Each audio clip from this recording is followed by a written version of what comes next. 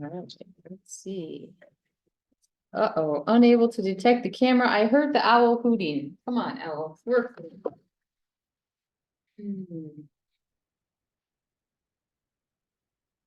Oh, cookies.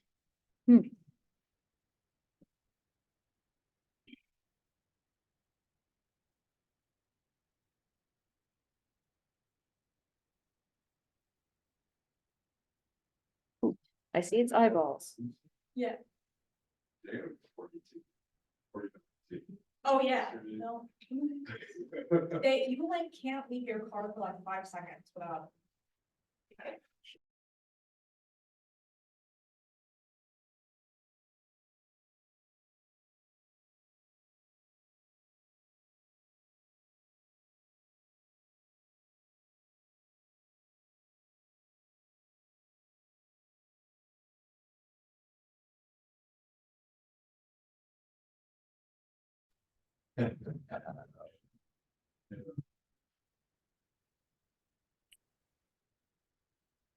Then what's worse is that the meters don't work. Oh. It gets too cold. Yes. So it's like, do you want me to pay or not? Yep, and then, well, they started putting those little scanning, on it, so that way. Yeah, but it's such a pain in the butt. I don't want to have another app on my phone. Yeah. Well, the app charges you an extra 70%, 70-cent fee. Really? Yeah. Oh, God. Huh. So you can use the meter if you can. The app will rip you off. Okay. Let's see, there we go, finally. Yeah, I was working. 70 cents, like 0.7. Oh. Can you guys hear us now? Okay, we're complaining about parking meters.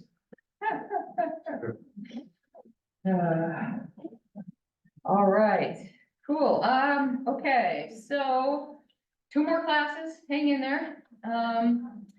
Okay, before we get started, yeah, I'm sorry, I got distracted posting that video. I went and approved it the very next day, and I'm like, I gotta get it up there, and then somehow I ran off before I actually pushed the, send button. Hopefully you're able to find it and get your homework done. Okay, Definitely found it, did not finish my homework yet. okay. That's my bad, so that's okay. Yeah, just get it in. If you guys want some of these videos available past the class, I have a YouTube page where I just kind of throw some of my videos, like all my GIS videos are there for how to do things, and I could post these if you want that. Okay. Okay. Yeah, cool. Next week is your final presentations.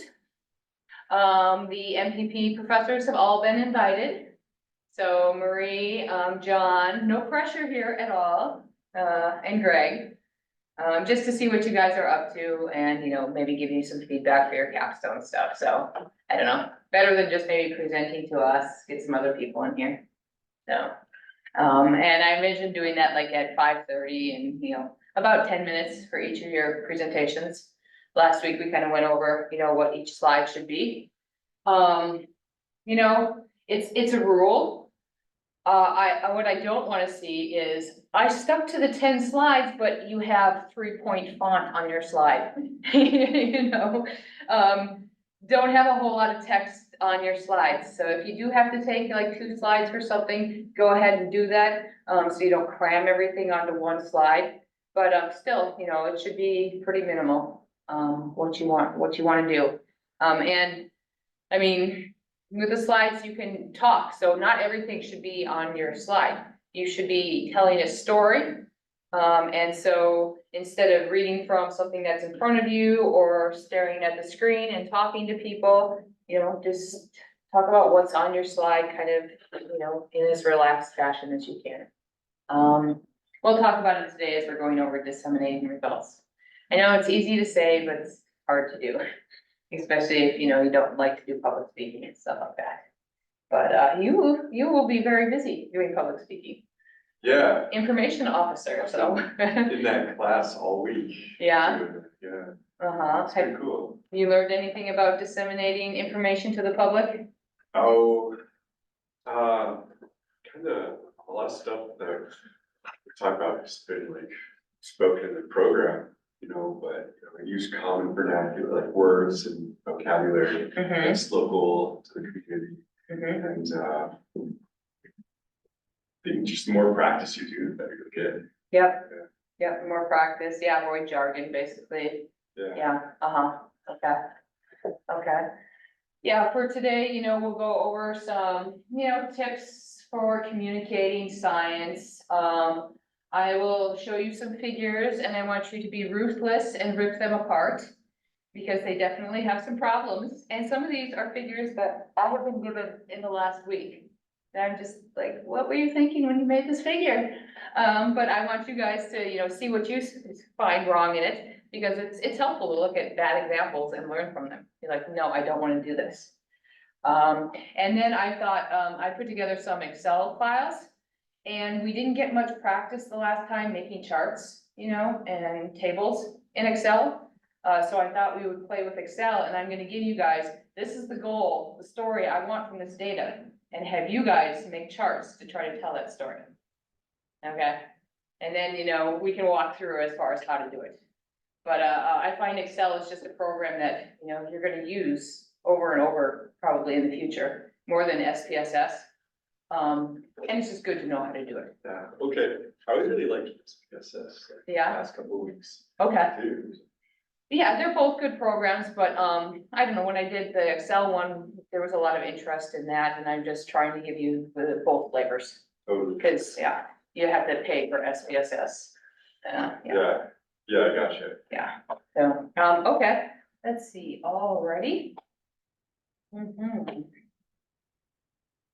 So the presentation here. Okay. Alright, so, you know, when you're communicating, you know, your results, whatever, information, to the public, you know, number one thing is always think about who your audience is.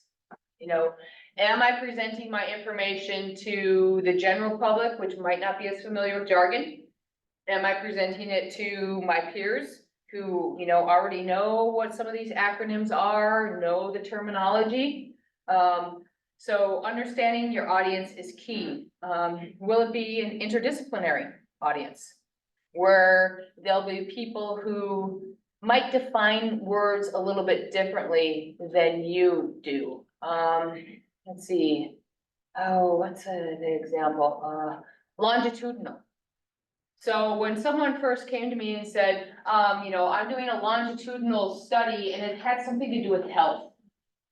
I'm thinking, you're plotting this data on a map?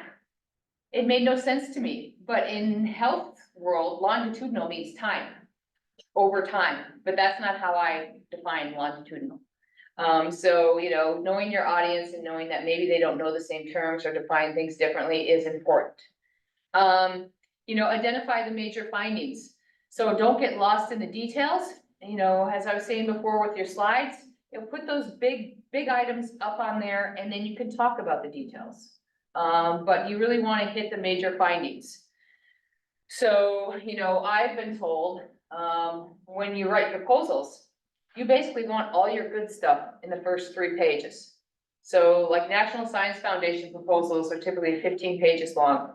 If you haven't sold them in the first 3 pages, you are probably not getting funded. You know, having been a reviewer myself, I don't have time to sit there and really pour over in detail all 15 pages of proposals. So you really want those major findings up front. That's where bullets, you know, come in nice and handy, or inset figures, you know, where it just pops out and people look at your reports, your capstones on what your major findings are. You know, since, you know, we're talking about policy, lots of times you're gonna have proposed actions. So, this is the example that I had with the egress project here. They didn't wanna just have proposed actions, they wanna say, who is responsible for getting this done? And so in this example, you know, it was, work with tree service industry to remove spruce beetle killed trees and, conduct associated road maintenance. Well, the Division of Forestry is responsible, the tree service companies are responsible, and the Anchorage Fire Department. So we identified, if we're gonna work on this action, these are the players we need to get together at the same table to make it happen. And in doing this, we did identify the Office of Emergency Management where they were responsible and they integrated it right into their plans and they updated their emergency plans for Anchorage. So it's very helpful to say, okay, who's gonna do this? Instead of just waving your hands. And yeah, with the proposed recommendations, those usually come in, to your work too. So, okay, we've listed and found all of these problems, but what are the solutions? I get really frustrated with papers that just, we did research and we found this wrong, that wrong. But you provide no guidance as far as, well, what can we do to make things work better? And again, it gets back to wanting to do, applied actionable science. Trying to, provide people with the information they need. Okay. So your textbook, did have, a general guide. And one of the top ones that's already been mentioned is, keep it simple and no jargon. And this, this can sometimes take time. In one of my projects, I again got an email on Monday morning asking me to explain a term that I've been using for the last 3 years. And, I keep trying to refine how I explain this term.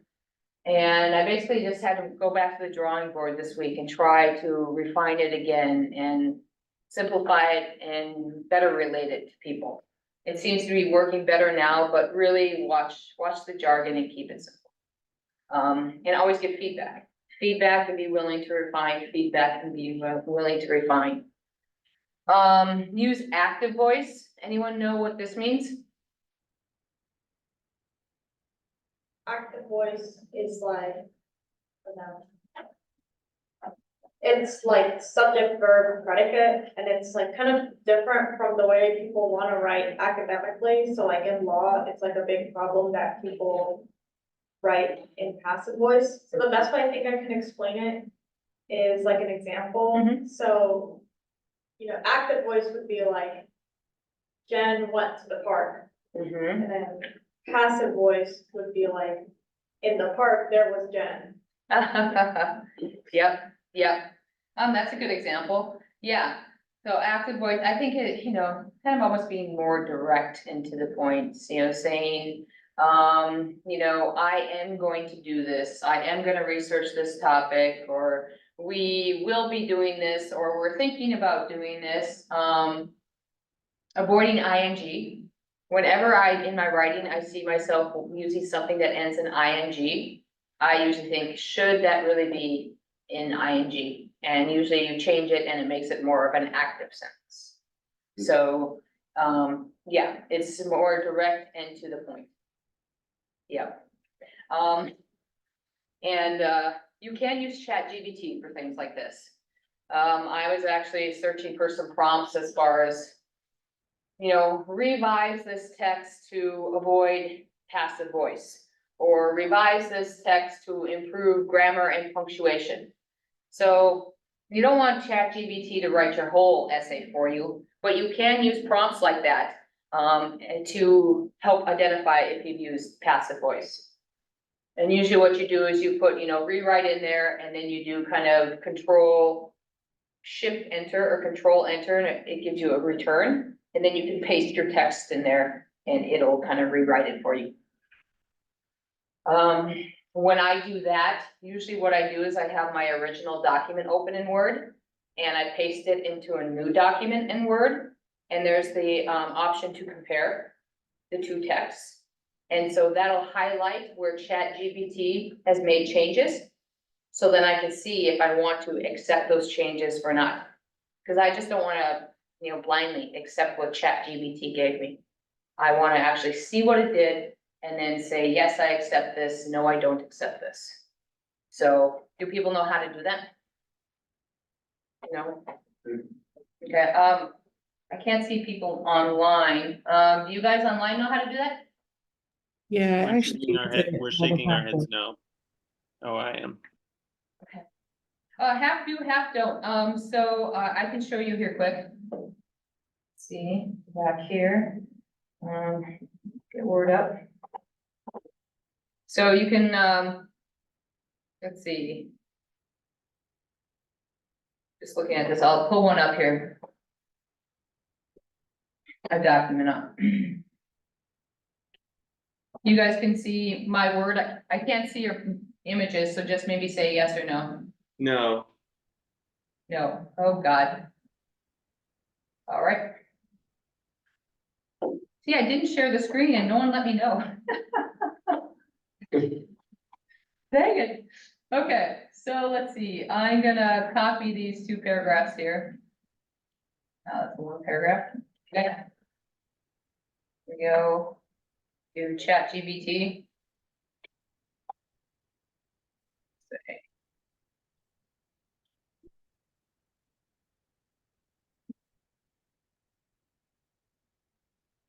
Hit enter, paste it in there.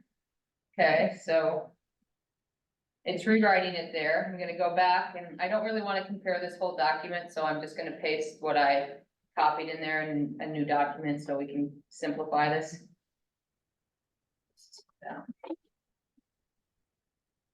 And I'll save this one. Just, I'll give it a name so it makes it less confusing.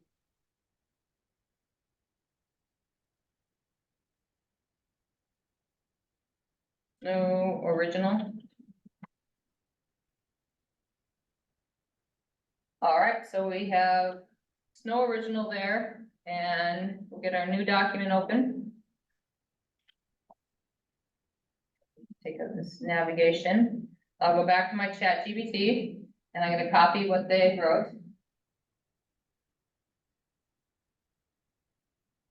I'm gonna paste it in this new document. Bring up the old document. And I'm gonna make sure like the formatting is the same, just so it doesn't sit there and flag all of that. Okay.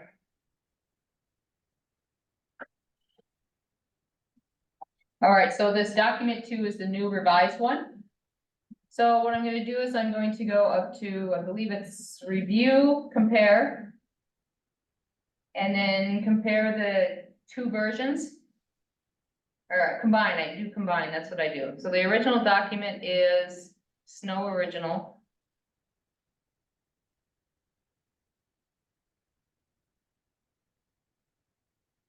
The revised document is this, document 2, it's not named. Okay.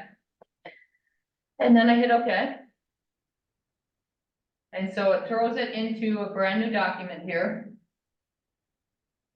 And I want to see all the markup. And it did not like this writing. So it made a lot of changes to the text. It added some paragraphs to it. Like I mentioned that this was a pretty long paragraph. I didn't write this. But I can see now exactly how this document was changed, and I can go through and, you know, highlight things and say accept, or just kind of walk through it and accept each of them. So that's what I strongly recommend that you do if you're using ChatGPT to revise your stuff, is do it this way so you can actually see how it's changing your text. Okay? Does that make sense, David? Yeah. Is there a way to do that with, well, this is maybe the best way to do that. If you just if you copy and paste it and then ask to track changes, no, it would show up as just striking everything. Okay, I answered my own question. Never mind. Thanks. Yeah, I think it would probably strike everything as a brand new text. Yeah. Yeah. Okay. Has anyone used ChatGPT to kind of help their writing? What I've used it for is I will, like, sometimes I'll be writing a paper and I'll like phrase something super awkwardly. Mhm. And like I won't know how to rephrase it, so sometimes I'll do like similar to what you did, but I'll do like rephrase and then I'll copy and paste whatever sentence. Then I like don't really use it that way. I use it more for like inspiration because I don't really like the way it writes, but sometimes it'll have a gem and I'm like, okay, I can use half of this sentence and then combine it with my original. Mhm. Okay. Grammarly AI. Grammarly is, yeah, another one. When my sentence sounds too like not professional, Mhm, have it help me to make it sound more academic, mhm. sure. Yep, you can prompt it to remove jargon from this, piece of text or write in a academic, manner. You can tell it to do different writing styles. But Lily, you were gonna say something? Yeah, I was just gonna say that I use it a lot, actually. I kind of refer to it as like my unpaid intern at work. Cause I like usually have it for like typing up emails, or if I have like a bunch of things I want to say within like an all staff email, I'll be like, just write an email based on these talking points, and usually it spurts it out beautifully. Yeah. Um, I should remember to use it to, make my emails less aggressive. Cause yeah, I have a tendency to write aggressive emails and I don't notice that I do that. And so it's helpful for that to kind of tone down if you're spun up about something. Yeah. Okay, and then, once I accept all the changes from this document, like say I just said, yay, it's beautiful. I accept all changes and then, I can go back to my original document. And okay, I like everything ChatGPT did, or I like, what I've saved and what I've rejected, and then I can just overwrite that. I don't really like to do a whole paper at one time, because then it's just too much for my brain and I get lost as far as what it's trying to do, or I get distracted and pulled away. So lots of times I'll do sections at a time and go through it and check, and see how's it right. So, okay.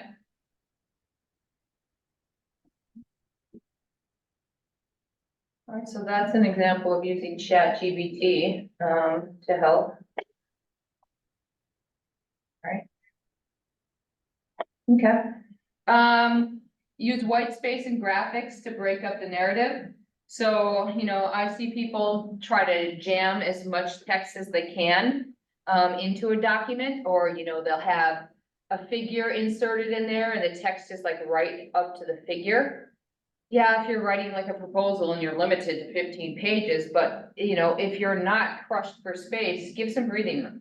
It's easier on the eyes to have a little breathing space in your document. The same thing goes for if you're making maps or infographics, things like that. Breathing space is good. Yeah. One thing I guess that I like to do to try to figure out what's going on in my Word documents, since they can be a pain to figure out what's going on. I can bring up this report again. I like to see what's going on with my formatting. So in this example, I can see all these returns that were done here. And I can see, where returns were done here. To make this go on the next page. One way, that's better to kind of deal with that, instead of all of these returns, you can insert a page break. Breaks are very, very helpful and can organize your document. So if I just hit a page break here, then if I go through and I delete all of this text, this figure still stays on the next page. I don't have to sit here and go back and now I gotta put a lot more returns in here to keep my figure on the next page. It just automatically does it for you. And with being able to see what's going on as far as the formatting goes, I can see that there's a page break here. So I know what's happening in my document. The other thing too is I'm old, and when I was taught to write, you always had a double space after every sentence. Now, I guess that's not the cool thing to do. So I can see where, I might have issues with my spacing between sentences when I view something like this. So that helps me catch mistakes. The other thing is that breaks are very helpful for if you have you have tables that you want to do landscape. So in this example here, we have some figures here. this is too far to the edge. When this prints up, this isn't gonna print up. Look at your margins. It needs to stay within the margins here. Okay? So this needs to be edited. I'm working with a person on this. This figure is also too squishy. It looks like it's been, yeah, squeezed up and down. So we're working with this figure. But also, when we come down to some tables here, let's get to some tables.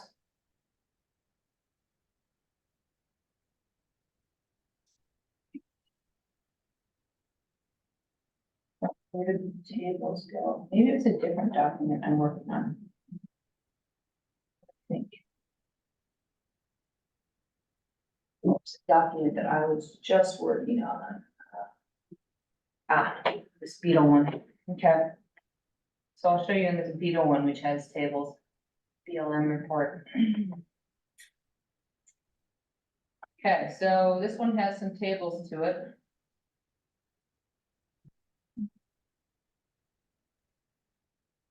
And apparently some very big figures. All right.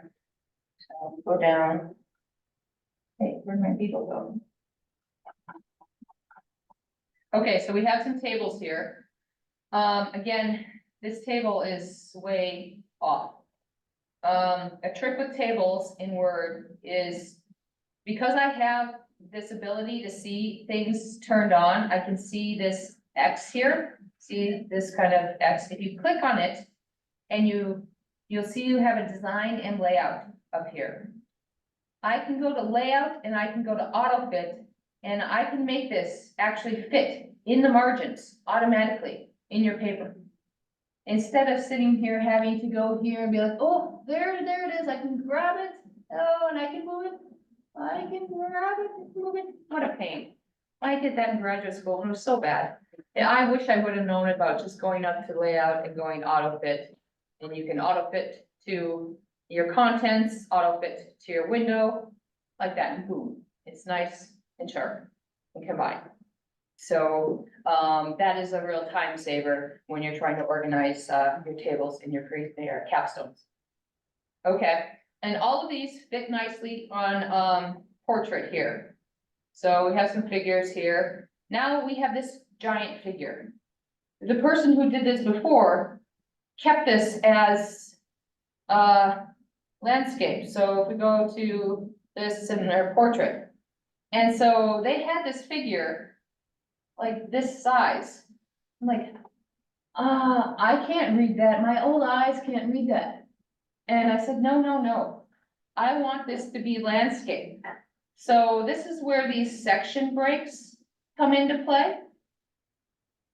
So a section break is different than just a regular page break, because within a section, you can change the orientation. It's like a different part of the paper, so you can do different formattings with it. You can leave off page numbers, and you can change the orientation here. So with this section break, in this section, which goes here, which goes from, this is the start of the section break, and it goes down to here, so it just includes this page. I can go up to layout, and I can turn this to landscape and make it much bigger so I can actually read something here.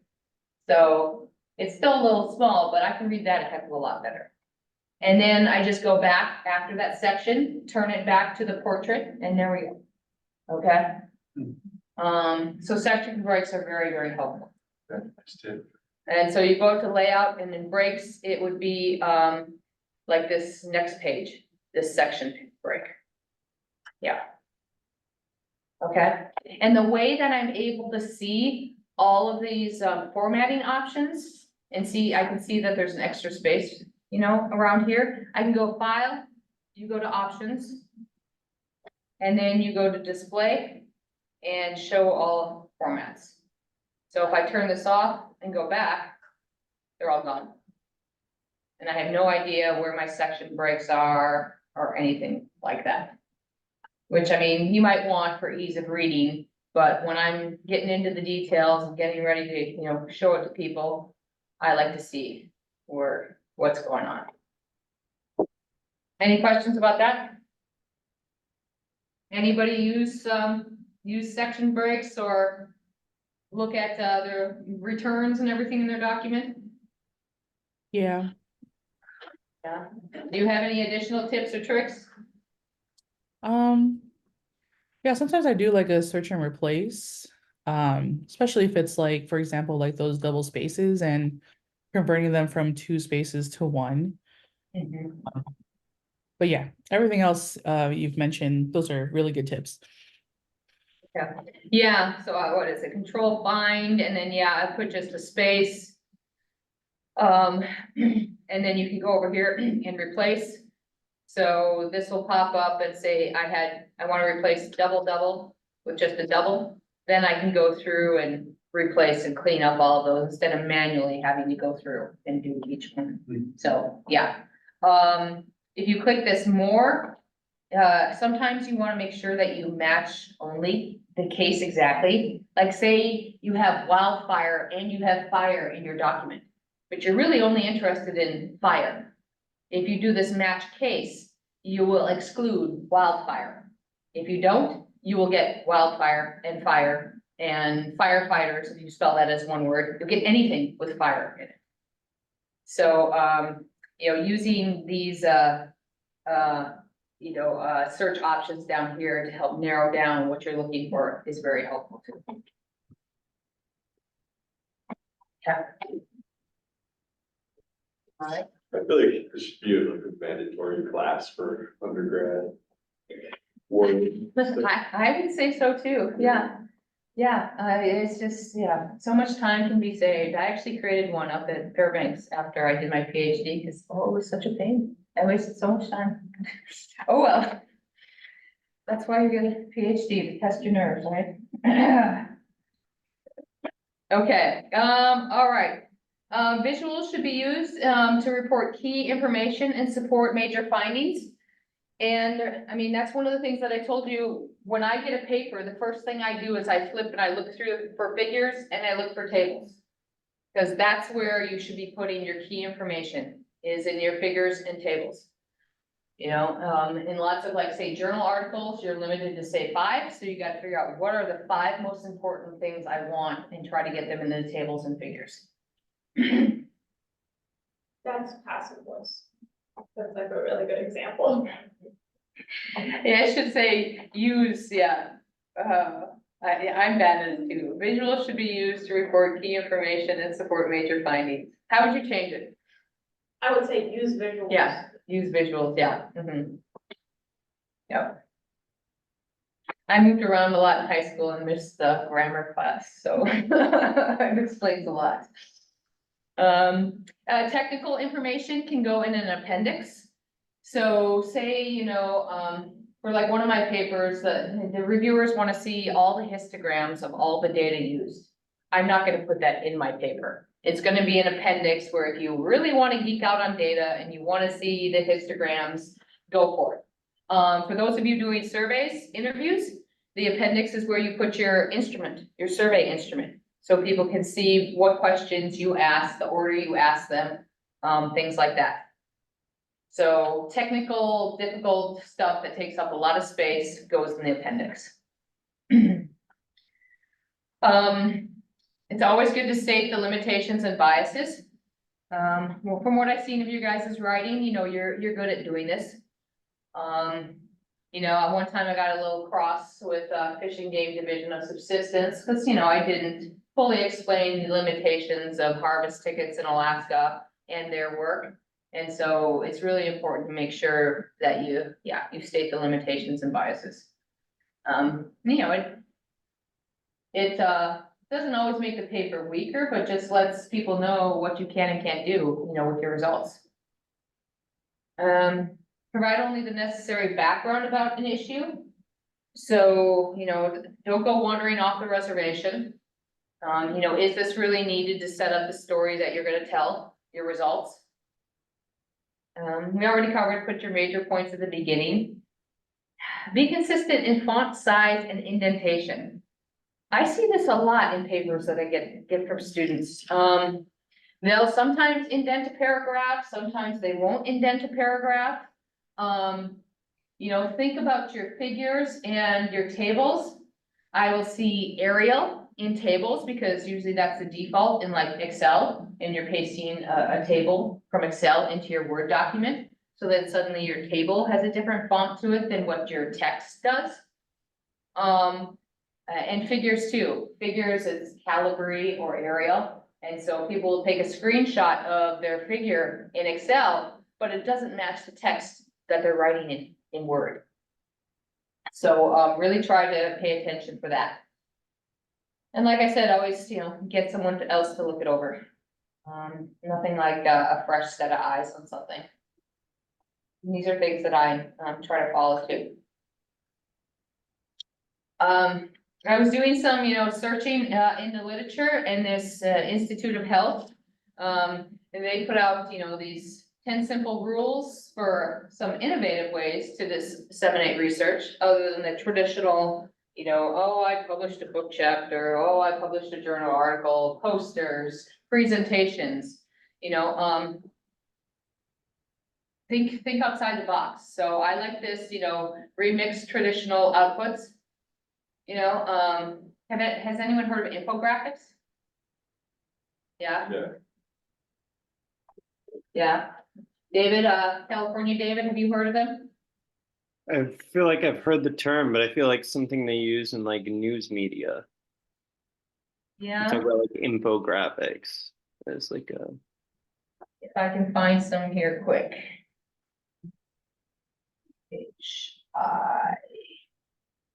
Infographic. So I put together infographics because they can, speak to people relatively quickly. Like this is a very simple one. It's, was put together by some people up at UAF who obviously have funding to get Photoshop people.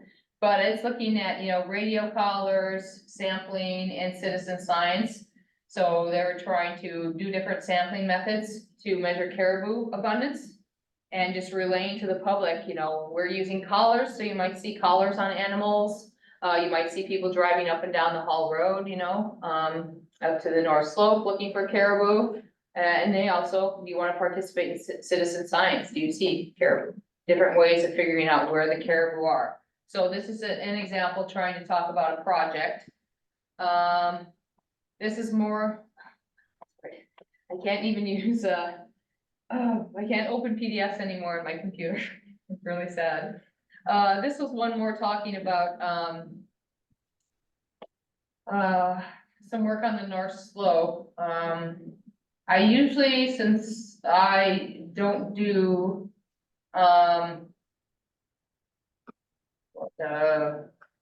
Photoshop and stuff like that, I usually make these in PowerPoint, so just trying to look and see if I have some PowerPoints here.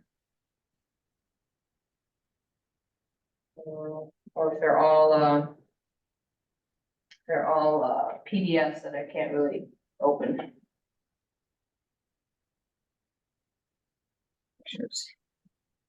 So something like this is, I had a food, water, energy security project, so how does solar work?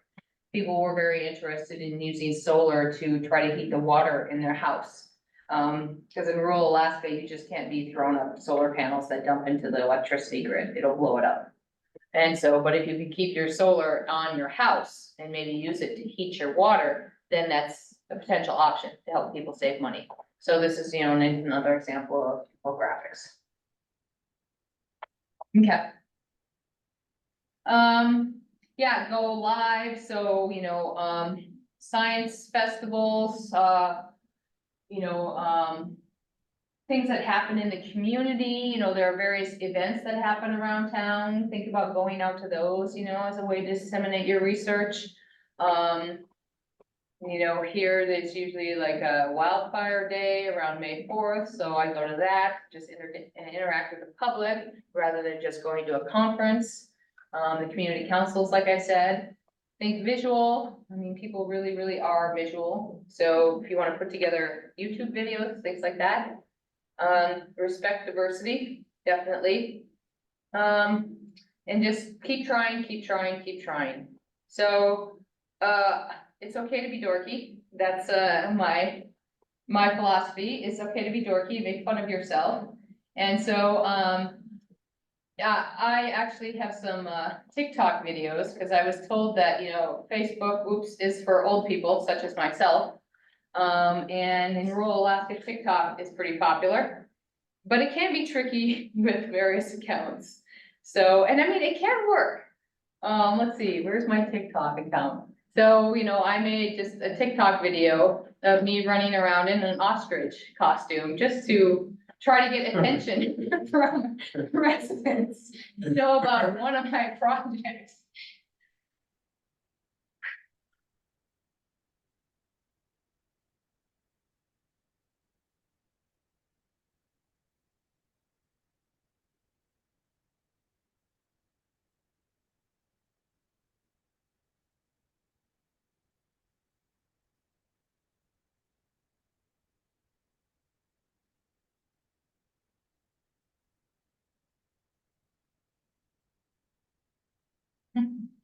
Yes, it's much better than my first one where I just sat in a room in Bethel and recorded myself. So,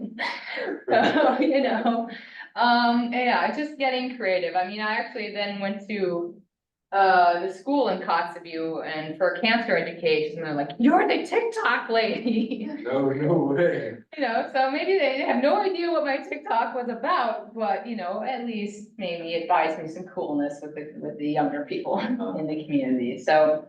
But, like I said, then the university was asking, who uses TikTok here because of, the clampdown on TikTok, and I said I do. I haven't had any problems with it, but, yeah.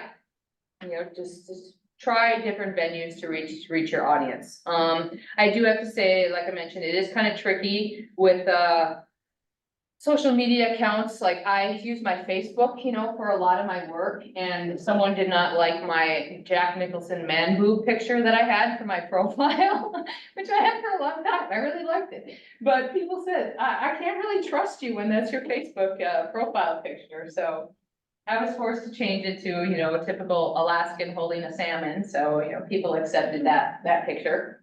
So, it kind of sometimes blurs the line between, privacy and, your work. And I guess, if you do have projects, social media, it's a lot of work. Oh, you could almost like employ someone to just do social media. I see you nodding your head. Yeah, no, it's definitely a lot of work. One person can easily do that for 40 hours a week. Mm-hmm. Yep. I started some, Facebook pages for my projects, and it's, I don't have a whole lot of time to sit there and post it, keep it fresh and keep it active. So it'll take longer than what you think, for sure. Okay, story maps are another great way to get your information out there. Who's heard of story maps before? No? Okay, story maps, they tell a story, especially if you have pictures or you have maps. So here's just one I pulled up. I'm gonna have you guys go Googling for your own. But there, at the university, we have an ArcGIS license, an Esri license, and that's who they're from. But you don't have to be a map GIS guru to do this. So this is an example of a story map just on like spruce bark beetles here. And so you can have different layouts, but you can put pictures in, like I said, links, tell a story. Here they've embedded, like an interactive map where you can zoom in and, see some of the infestations that have occurred here. So you can have maps in there, very great for doing maps. Pictures. And yeah. Telling a story about your project. So burn severity is another one, like here, another map. They're really, really great. Some are better than others, and they can be for any topic that you choose. So what I want you guys to do is I want you to find a story map that you like on your capstone project. So like Google climate change resilience, or, burnt out public defenders, something like that. There's a lot of health ones out there. Health disparities got a lot of hits. So let's take like the next 5 minutes to do some Googling to find some story maps that you guys like.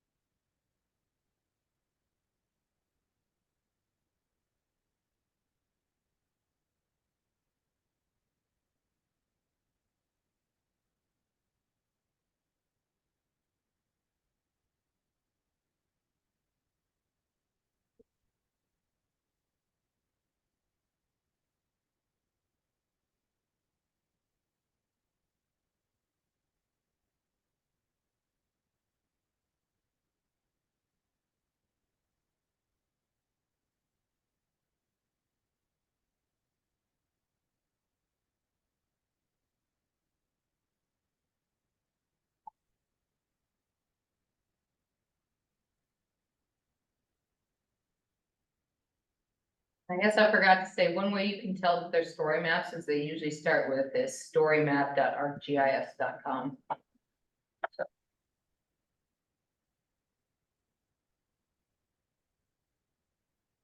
The Wi-Fi is really inconvenient. Mine was being very earlier too. It was like asking me to authenticate and it keeps consistently asking me to log in.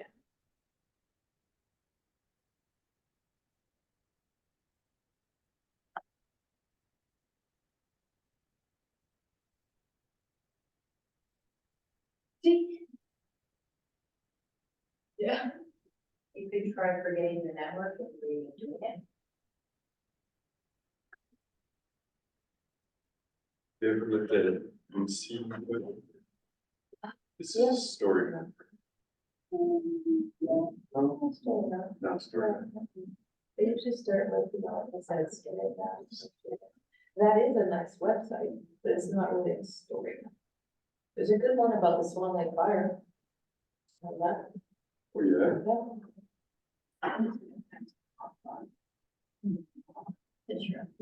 Sometimes it sends you a push to your phone, and I actually have to physically find Google on my phone. Yeah, because it won't pop up, so sometimes that's my problem.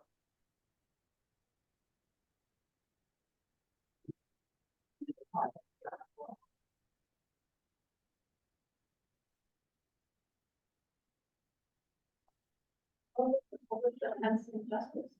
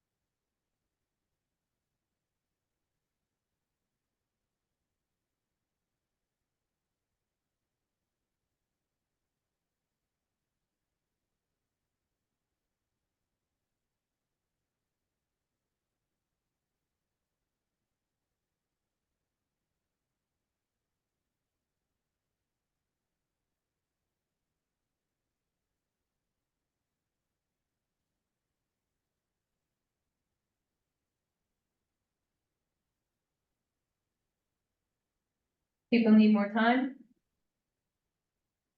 Someone else says no. Claudia wants a little bit more time. She had trouble with the internet. Oh, yeah, Bella showed this one. Yeah. There's actually a contest for story maps among graduate students, so, Bella on one of my projects built this. They didn't win, but, they had fun doing it. It's cool. Now it's a product they can share.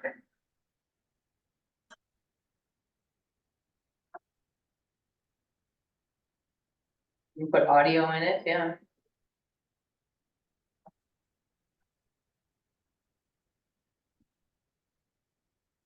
Has a cute seal, they should have won, come on. Aww. Don't have to do that.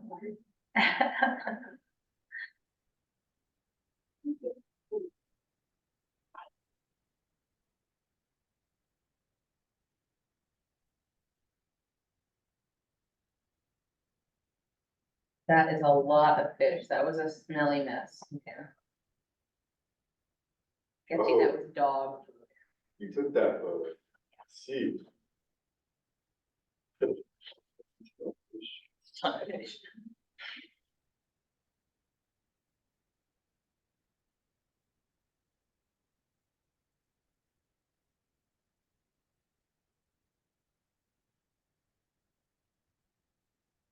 And so you can have them interactive kind of with maps that you make. Yeah, that's great. It was pretty simple to make. They're not too difficult. No, It looks really nice. for one project I have, we're thinking of making the interns make a story map as part of their requirement for their internship.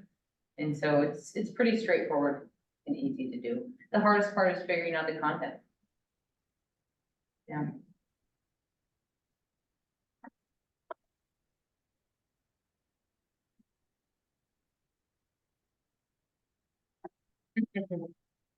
Okay, so, let's see, let's start with you, Alil, I can stop share, and how about you share the one that you found?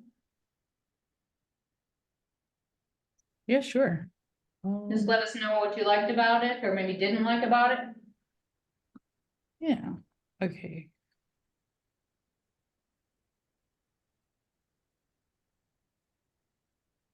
Can you all see my screen?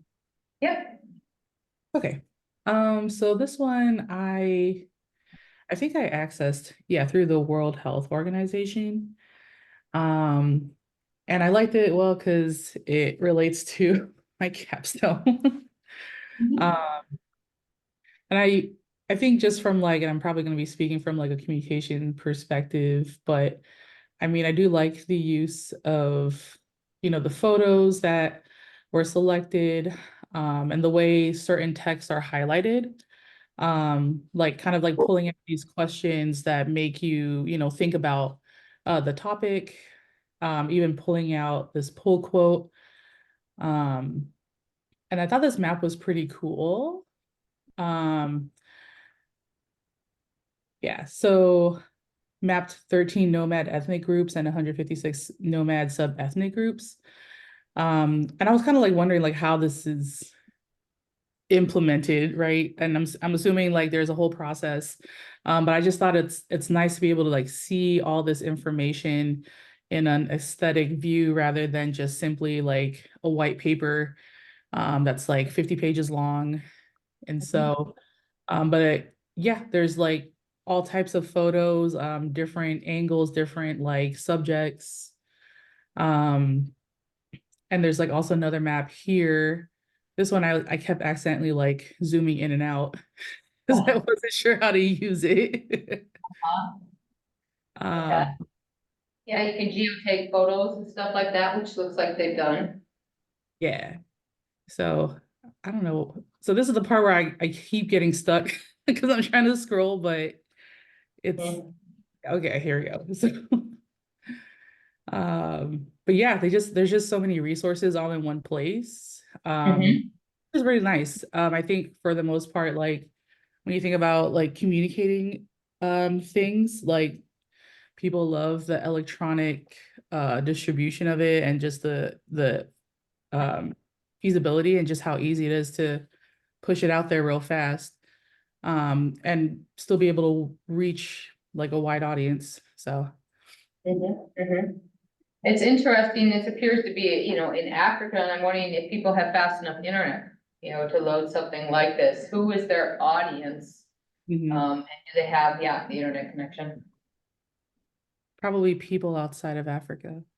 I didn't even see where AFRO was defined. I have no idea what that stands for. Just Yeah. speaking of jargon. Yep, I don't know what it stands for. Yeah. Like, okay. Yep, nowhere do they find that acronym.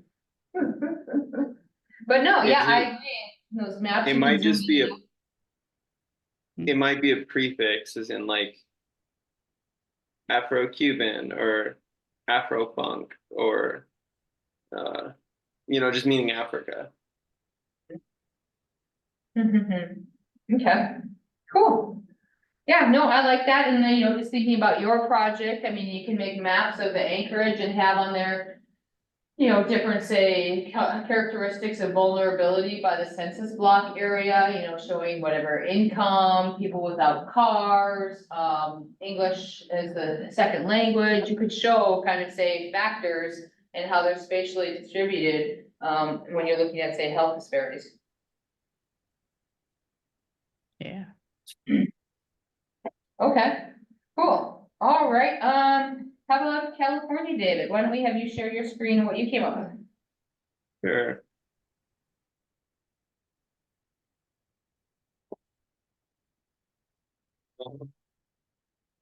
So I was going through a bunch because I didn't find one I was really satisfied with, but I'll just go with the first one. Is it coming up here? Yep. Um, so this was my favorite of the ones I saw because it's actually really minimal compared to the other ones. You just start right out here with a map on the right and kind of text on the left. And as you scroll through the text, you kind of get moved around the map. So these are settings for Shakespeare's plays. And so what I was actually hoping to find was sort of like just an English one focused on England, just kind of focusing on the historic plays. There's kind of can see this subsection of like Britain and England, where there were like a ton of plays based there.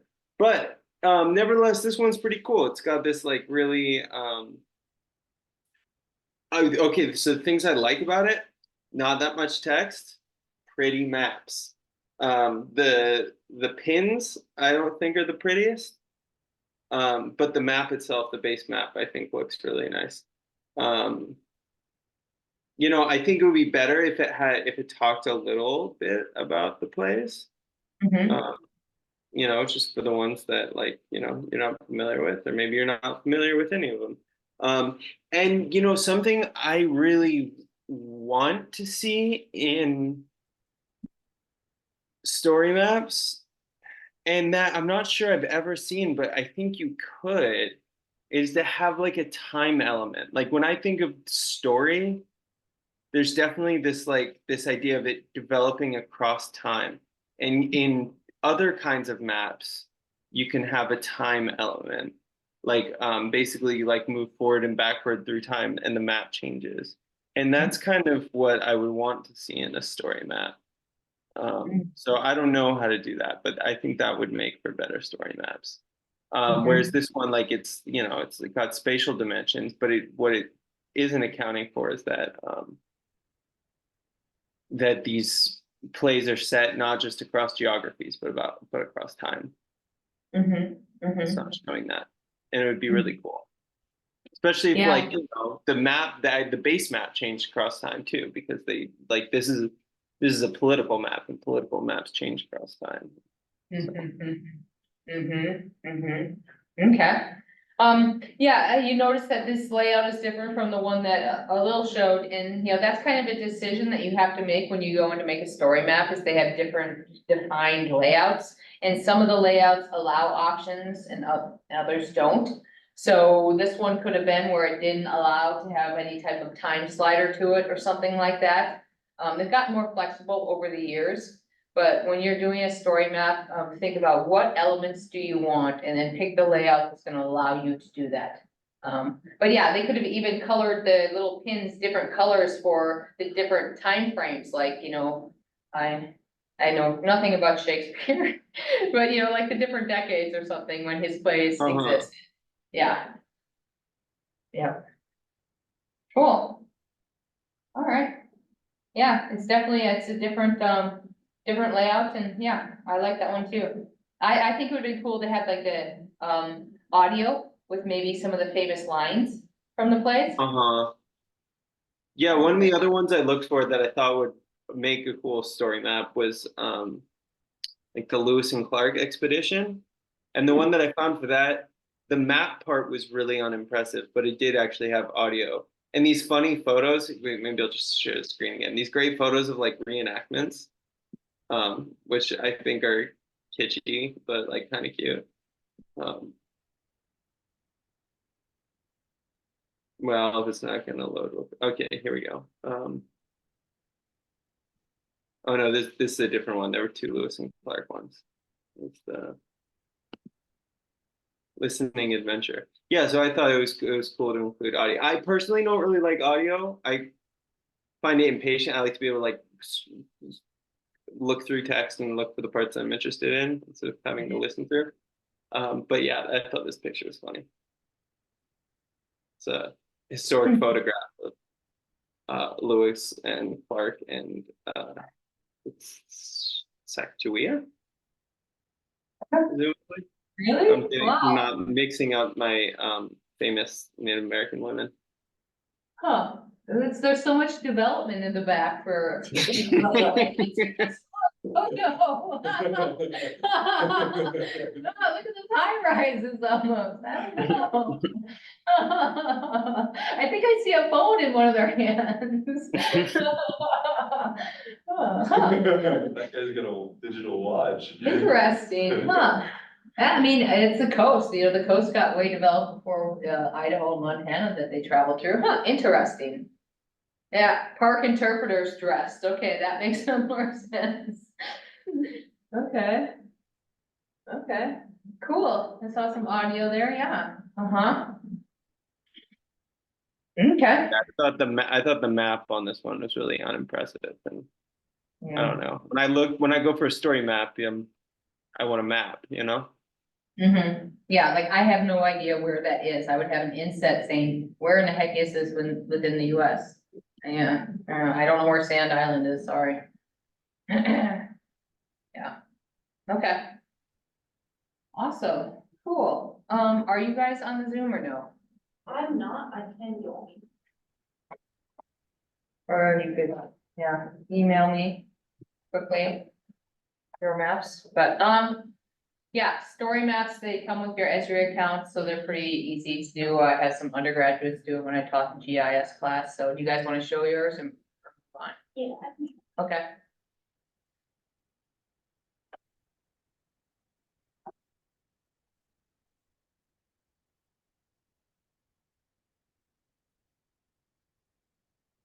How would I find yours, David? I'll send you an email.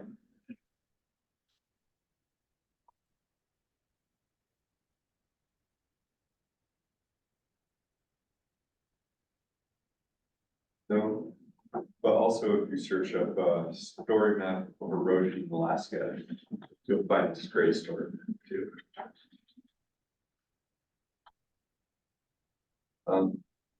Alaska's environment, then yes. Okay.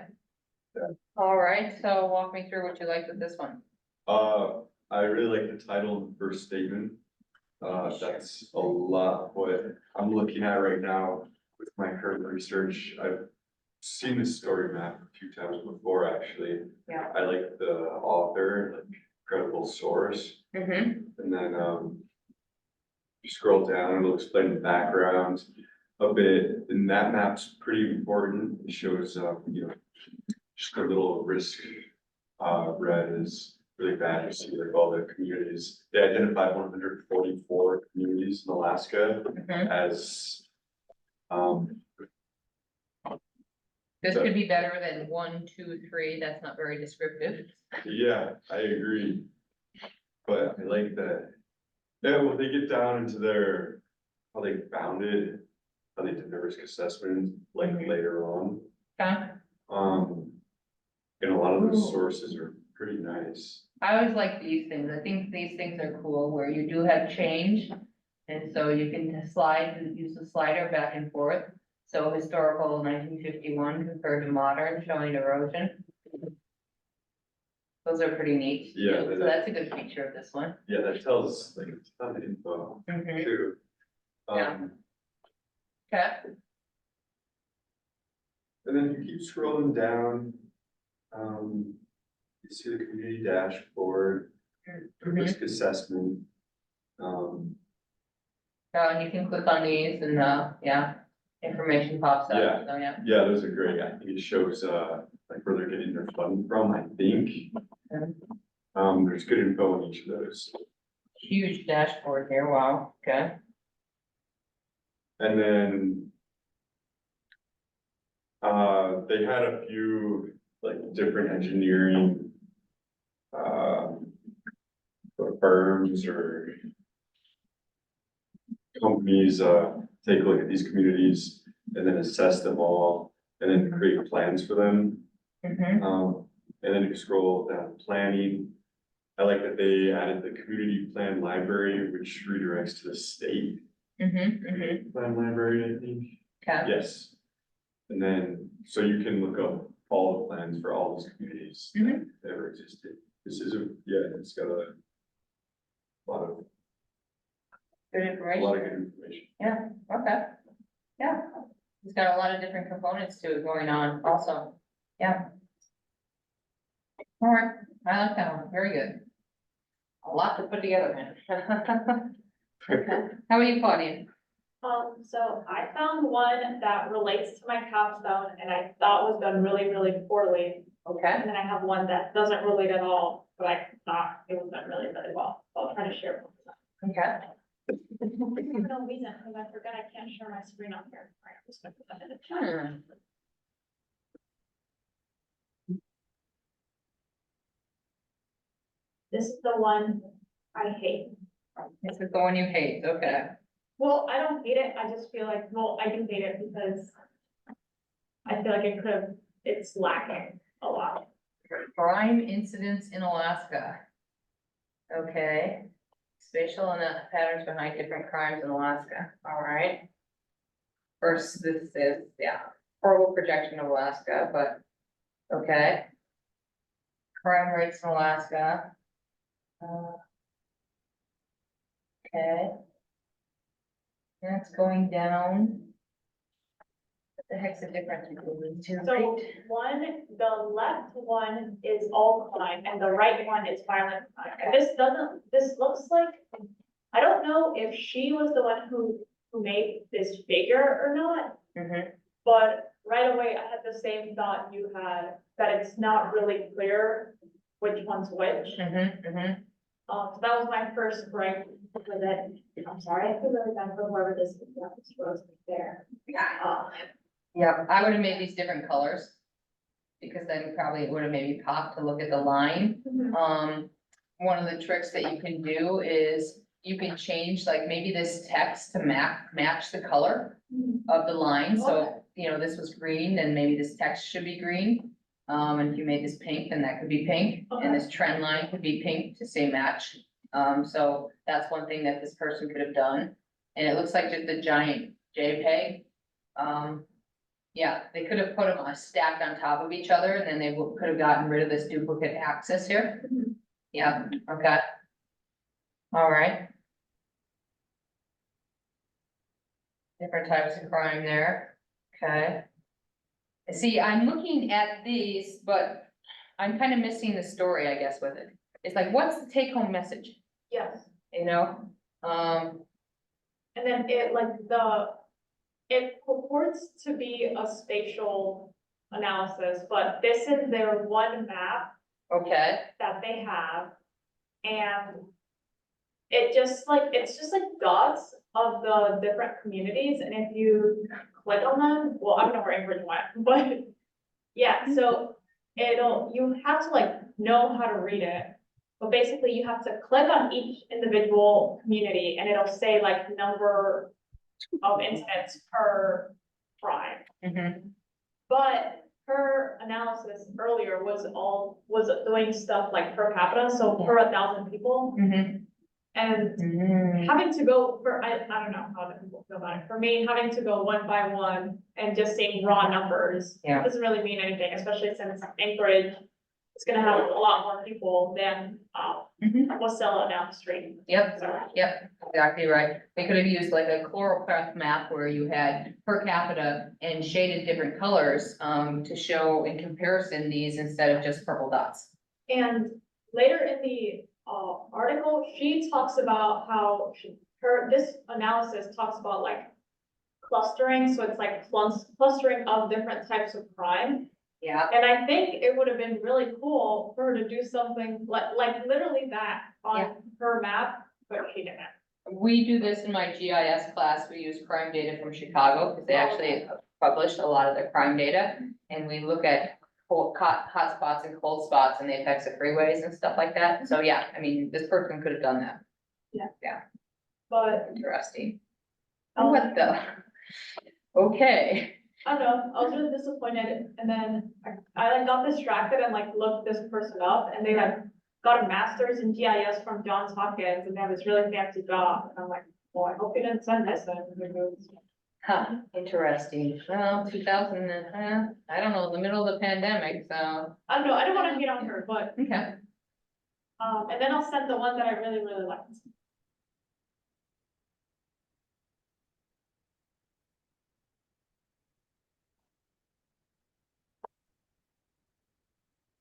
Florida. This is Oh, where oh. This is where I'm from. Okay, this is Gainesville, okay. Yes, so apparently this is like trying to map all the different trails across the state. Yeah, Um. So this is downtown Gainesville. I like that it shows the area we're talking about.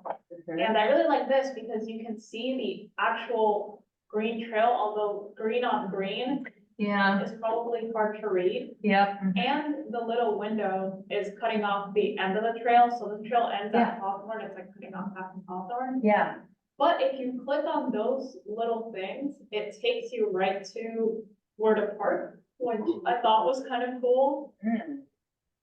I don't know, this is where I live, so maybe I like disproportionately.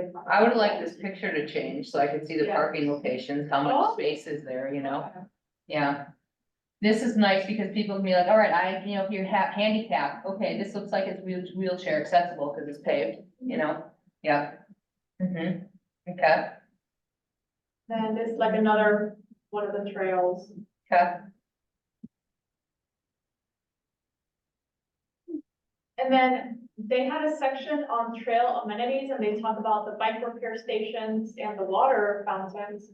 But I wish they had mapped yeah, the bike repair stations and Yeah. water fountains. exactly, yeah, this would be kind of important to know, yeah, okay, Then I like that they did this, they might, these are like the protected bike lanes, mm-hmm, so they mapped Oh. those. in the roads, okay. In Alaska, we don't know what those are, but No, okay, non-existent.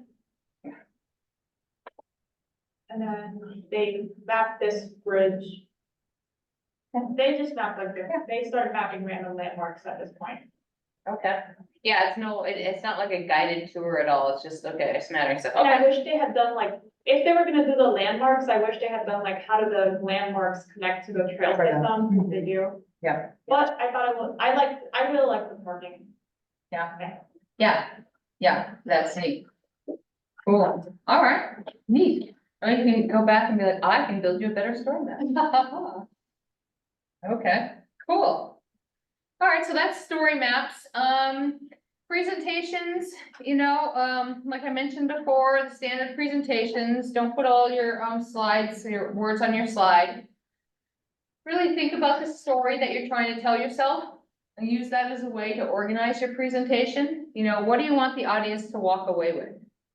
And focus your talk on that. That'll also help you if you're starting to wander off the reservation or get into too much detail, cut that stuff out.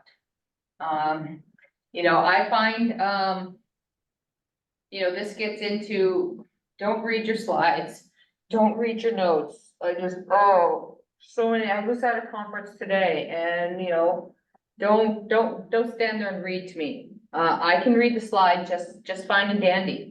But if you actually do this story approach, then it just flows naturally. And you don't have to sit there and memorize, the pressure of memorizing every single word in your slide, every single statistic. Yeah, if it's an important statistic, memorize it. But if you're telling a story, it's more relaxed and it flows from you. And the audience is more engaged. Yeah, I find that just helps everything. Sometimes it's good to have a layout slide, and what I mean by that is tell the audience what you're gonna do. I'm gonna go through the background of my project, then I'm going to, tell you about some interesting results that we found, and then I'm gonna talk about some recommendations that I have to, I don't know, decrease the economic costs of fuel treatments. So, walk them through, these are the following topics that I'm gonna cover. And if you're gonna cover many topics, it's even more helpful to say, we're gonna start on this one, then we're gonna navigate to this topic and then wrap it up. Practice, you don't have to have a person to practice with, just practice by yourself. I find it helpful because sometimes I stumble over my own words, get that flow down, so it does become more like a story and you're just talking instead of robot voice. I hate looking at myself in the mirror, so I don't practice in front of a mirror, I just, practice. talking. Okay. All right, tips for figures. So let's go through these figures, and then we'll take a break at 7, and then we'll come back and we'll start to play with Excel. So tips for figures, they need to be easy to read and easy to interpret. Highlights hidden insights to support your data stories. So you're pulling out of all of this text, this figure is pulling out some of the important keys to your text. Every figure needs to stand on its own. You can't have figures that just sit there. So this SWE report, there's no mention of what is figure 5. Really, you shouldn't have this title here. This should be in your figure legend. So you should be like, figure 5, average snow water equivalent. Well. And then, that's the SWE. And then you say kind of, from, then you would put, this in there, whatever the dates. And then lots of times it's good to put in there data source. And then you cite what the source is. So you get rid of this title inside of your figure and just have this. Figure legends do not belong on the top of your figures. Figure legends belong on the bottom of your figures. So this should not be up here. This should be moved down to the bottom. Be consistent with it too. And it's not letting me paste down there, but be consistent with it too. This person had them both on the top, and sometimes they were on the bottom. No. Be consistent with that. So have it be on the bottom like this. You can see how these returns get very, very annoying. Okay. So, what else was I gonna say about this? Yeah, always have the figure legend and standalone. So I should be able to look at this and know what it's saying without having to go and read the text at all. I can see that snow water equivalent is all over the place, but in general, actually in the future, acreage looks like it might have less snow water equivalent with the warming climate. Okay, so easy to interpret. Sometimes an emotional appeal to the audience. I don't really know how you'd have an emotional appeal to the audience with a figure. I guess, if you got into more artsy types of figures, where you were able to use Photoshop or counts of bears and you use little bear icons for your pictures, or babies being born and you had babies in there, something like that. I don't know. Or you're looking at boys versus girls and you have blue and pink. I don't know, something like that. I'm not the most artsy type of person, so yeah. Display massive insights using limited space. That just means figures can tell a lot in a small space. Sometimes things are so complicated, it's difficult for you to say it in text, and a figure is a wonderful way to say it. Use contrasting colors to highlight key insights. Colors are very important. A lot of people are colorblind. So generally I try to avoid using red and green. Think about colorblind people and think about printing stuff up. Is it gonna show up on a black and white printer? We already covered this in an earlier lecture about sending things out to the bush. There's not gonna be color printers around. They're gonna be printing stuff up black and white if they do print it up. Will you be able to distinguish the bar graphs and the lines? If someone printed it up without color. And I don't know if I mentioned the Color Brewer before. Did I mention this website? I use Color Brewer because I can come here and say, okay, do I have sequential data? Do I have diverging data? So this would be like Likert type of data. So disagree, strongly disagree, neutral, agree, strongly agree. Do I have qualitative data? So this just means categories, like nominal. The sequential could be like high and low, or temperature, average height, things like that. But I can go here and I could say, hey, I have 4 classes. I want it to be colorblind safe and I want it to be printer friendly. Tell me what my options are for a color scheme. So it'll tell me what I have. And then it'll give me these color codes down here. You can use these in Excel. You can use these in ArcGIS. So I can make figures in our Excel that have these exact colors that it's recommending that I use. And so when we get to Excel, if I forget to show you how to do that, remind me, and I'll show you how to transfer their suggested color schemes over to Excel graphs that you can keep. But color blur is one of my favorite things. Okay. All right, so let's look at some horrible figures. All right, that. I see people try to be too creative with Excel and too artsy and give me figures like this. Why is this figure not so great? You can't read it. I don't know what's going on. Yeah, you don't know what's going on. It's like, is this lemons thrown at people, you know, per month, or, you know, I don't know. Juice being made. Yeah, you have, the axes aren't labeled. I can't see what's back here, like you were Can't see the saying. lemons. Lemons, and it's like, I gotta try to follow this line and say, okay, what is this bar height back here? I guess it's 70. Yep. It's also like counterintuitive, like lemons are red, oranges are green, apples. Yeah. Yes. I didn't realize that, but you're exactly right on that. The colors don't really match up to those. I guess if we were trying to have the appeal to audiences, you could somehow have banana symbol and apple symbols on these. But yeah, that's horrible. You guys online see anything else that you really don't like about this figure? Yeah, like on first glance, it just looks like skyscrapers. Yeah, it does. I mean, I really want to like it. I think the biggest criticism is that I don't know what's going on with lemons in February and March. Other than that, they're not above 50. I don't know. I want to like it. I do. Uh-huh.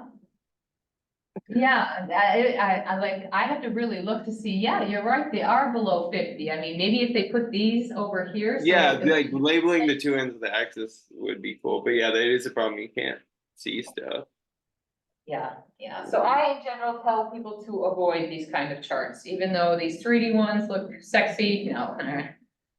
Okay, this is from someone's lab report that they turned in to me. What do you guys think of this one? I don't know. I can guess what the two lines are, but I don't know. So Mhm. I'm guessing that the blue line is the actual, what they measured, and the red is some sort of trend line, but I don't really know why they'd be doing a trend line across locations. Just like, And the scale is off. Like, I don't know, I feel like parts per million, maybe you should be using a different scale, I don't know. Yeah, You know what I think this is a really good demonstration of the difference between ordinal and nominal data. yes. There is no reason why these should be connected at all. Piper Yeah. Street is a location in Anchorage, Peanut Farm, another location. They can't even spell diamond right, even though we spell diamond very funny here in Anchorage. But no, this should be a bar graph, not a line graph connecting these locations. although it is kind of telling a story, because it's like the first part of Campbell and go flowing downwards. That would be fine if they explained that somehow, or had that, you know, had that incorporated in here, maybe an inset map or something like that. Yeah, but there's no indication and it's not standalone. I mean, I'm sure David online doesn't know where Piper is, or the fact that it is kind of the stream flow there, but, yeah, no. What about Lil? Yeah, like iron, like and yeah, you're right, like it's like two bodies of water versus like one big location and then two specific locations. So I'm also not a fan of this like 0, 0.2, 0.4, 0.6, 0.8, but I'm assuming I don't know what ppm stands for, but Parts per million. oh, okay. Yeah, so I mean, that's kind of that, it's the right scale for that parts per million, yeah. It's a measurement, they're measuring an iron in the water. I guess there's two different ways to spell Campbell. Proofread your Both are figures. wrong. Both are wrong, yes, both of them are wrong. Yeah, yeah. So, proofreading was lacking on this one, but it's an undergraduate class, so I guess we gotta cut some slack, but still. Yeah, this was a pretty bad figure. Uh-oh, come back. Uh-oh. We lost our screen here, there we go, all right, okay, this one. This was part of the SWE paper. What do you guys think about this one?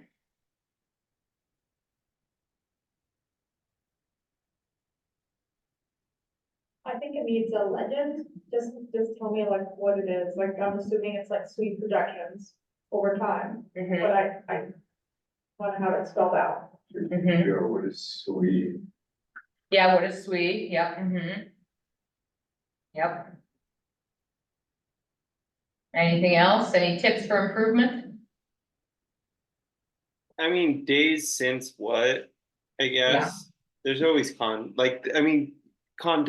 context as a criticism is like infinitely recursive. Like there's always, you could always have more context, but yeah, days since what would be good. Yep. The things I suggested for changing, and you'll see this in some of the Oh, other and figures. The lines ahead. aren't labeled. Yeah. The lines aren't labeled, yeah, but I mean, you do have your legend over here. Oh, sorry, all our faces are in front of that. There we go. Yeah, but there's some other improvements I would make to this. Just by tweaking what we see rather than content.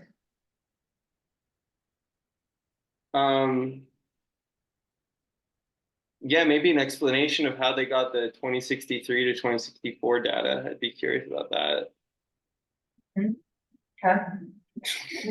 One thing I would do is look at how much space this legend takes up over here. That's just wasted space. Move this legend down into your figure here, so that you could actually maybe make your figure bigger in your paper, because that's always a problem, is you gotta shrink these down. So move this so it's in here. The other thing is, these year ranges. Is it nominal? Is it like an order to it? There's an order to this. It would make much more sense to say go from blue to red or something like that. So when I looked at this, it also popped where my earlier, timeframes are and where my latter timeframes are. Then I could easily see that these last two lines would say like be a red color and the earlier years would be a blue color. So you could see like a shift from earlier years blue to later years red. And so right away it pops what's happening over the decades or over the 5-year moving averages. Because right now there's no order to it, but there actually is an order to it. So that's one thing that I would do to this one. Okay. This is from the same paper. This again, because we're running low, but this whole thing is, no, don't put this over here. We don't even need to have this over here. This is something that would go in the figure legend, not take up the whole figure, a big white space over here. So move this down into the figure legend instead of having it be blank, and then you can focus more. And this percent exceedance, this is something that goes in the figure legend. I think you could divide this up a little bit more, have a 0.1, 0.2, 0.3, 0.4, to help the readers. But that's what I would do with this one. You also gotta watch out in Excel. Excel's default font color is gray. I hate it. Why use gray? Use black. Black pops more and it's easier to see. I don't know why they have some weak gray font color. That's the default and lots of people just leave it. I wanna see the data and the numbers. Can people see what's going on with this, example? It's, you can tell stories with data if you misrepresent data. So if we look at this one, you're like, holy cow, look at the huge difference over time in average house prices. But, you know, here, when you do this, it's not so much of an increase.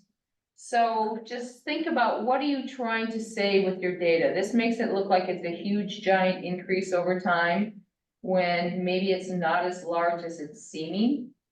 And maybe what you should really have put with this was the average change in housing prices, you know? It's about $25,000 more, over these 3 years. Wow. Houses are expensive. Pie charts. Pie charts, there's only very specific cases to use pie charts. People use pie charts when they should not use pie charts. Use pie charts when you have all of the information, is what I think pie charts should be used for. So if you're doing you know, if you only survey part of the population and you do a pie chart, to me, it's kind of misleading, because you really haven't gathered everybody. And if you don't have all the options in there, also don't use a pie chart, like sex. Sex is okay, because usually you have males, females, and, you know, other categories, but you can get all those categories. But if you have, like, you know, other examples where you aren't able to capture all the potential categories, pie charts really aren't a good idea. Also, what information is this telling me to make it look like a Tums? You know, I don't need to know how this thickness is telling me nothing, other than making it harder for me to actually see the slices. Oh, no, I don't need to see this, unless you're like pizza, and how thick is your crust? No, don't turn it like this. It's just artistic versus displaying data. You know, this is an okay pie chart, this is a horrible pie chart. Artistic, again, over actually telling people something. Bad example. This, even the Pew Research Center, sometimes, you know, everyone just misses. This is again the example of red and green. I just try to avoid that because of colorblind issues. And it's also, they're telling me too much. I don't really understand what's exactly going on here. In these conservative, moderate, liberal, I have to think too hard to figure out what this is telling me. I might have just left it with, you know, US adults, Republican, Democrat. To me, it's a little bit confusing as far as this goes. Yeah, it looks fancy and nice, but a bit too much, in my opinion. Again, color brewer can be helpful. So why don't we take a break here, and then we'll come back and we'll start to work with some Excel and make our own graphs. So why don't we come back at 7:15? Okay, sounds good.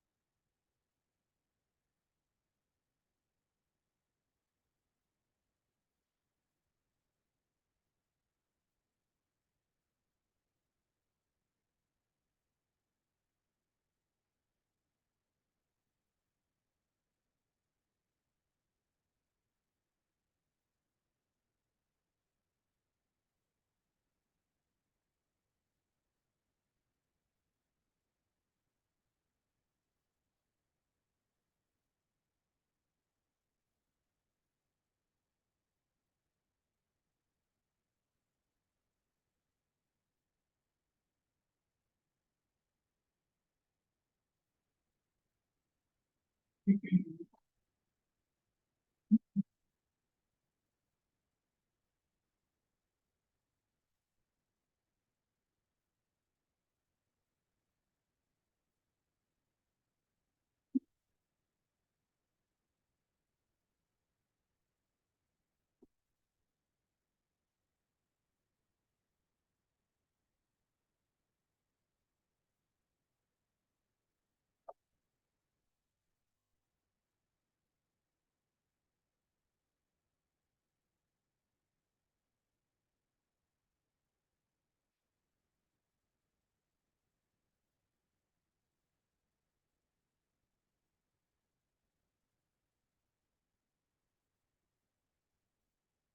least it's not sunny out. Making it harder to be inside. Yeah, Snow has certainly gone down.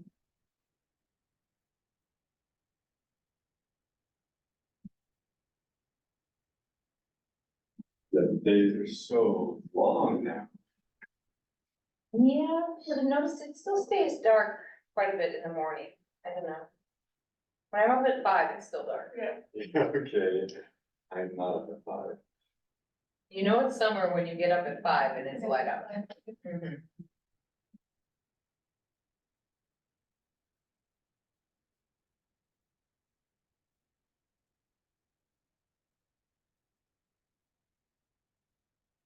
Yeah, right before I came here. They're tearing apart one of the bathrooms in my house. And I swear I've been hearing water dripping in the walls for like years now. And we had some person come and inspect the place. He's like, no, there's no water dripping at all. I have a video of water, I mean, like leaking out of the pipes in between my walls when you like turn on the bathroom upstairs.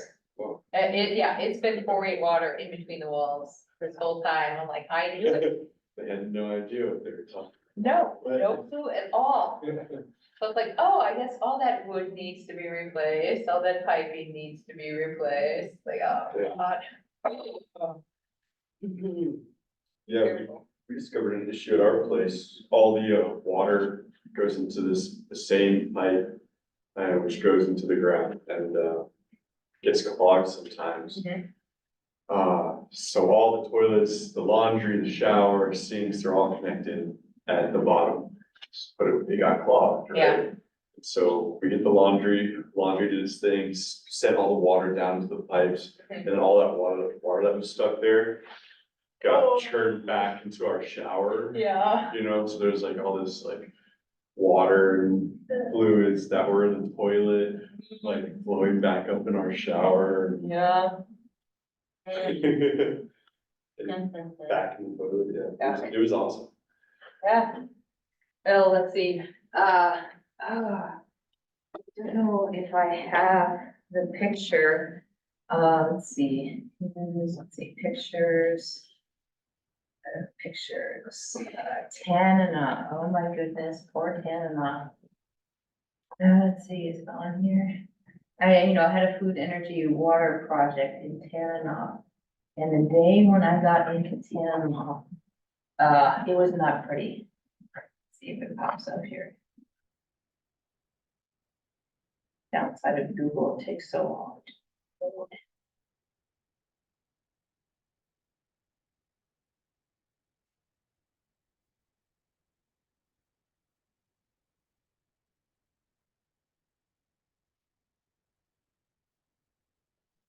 I don't know, it's on the Parks Highway, right? Yeah, no, No. Tanana is off of, the road system, you gotta fly there out of Fairbanks. But, let's just see, I gotta find it, cause it's just, it's crazy. It's AGU here.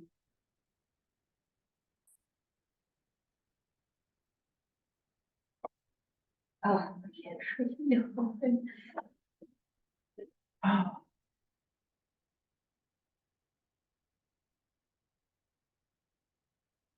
I'm a presentation saved there.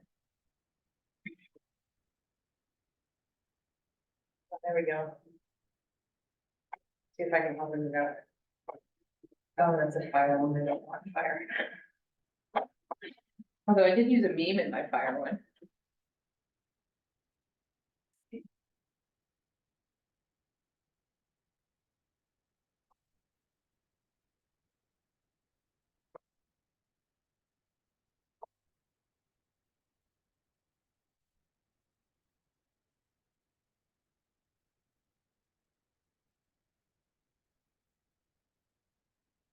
Yeah, this one up. Lots of pictures, lots of pictures. No.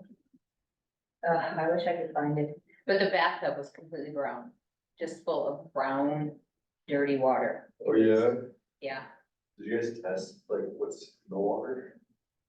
No, it was just everything that the pipes all froze and they backed up. Oh, And so I was actually underneath houses trying to help people thaw their water. But yeah, you came in and the bathtub was just brown. Brown mud water. how do you thaw the pipes out? I had a hairdryer. Okay. Yeah, a hairdryer underneath the houses trying to, yeah, thaw the pipes for people. Yeah. I felt bad, but you know, people had, yeah, wood stoves and putting, boiling water on their wood stoves and stuff like that. It was just an example of don't rely on Toyo heaters if you live someplace where it gets to -50. Alrighty, let's see. Okay. So, you're all gonna need to go to Blackboard and download some files. So in this week's folder, you'll have this food, energy, water survey questionnaire. And then we have a land ownership, in Alaska file, and then we have an Excel chart. So if you could download those 3 files, that would be great.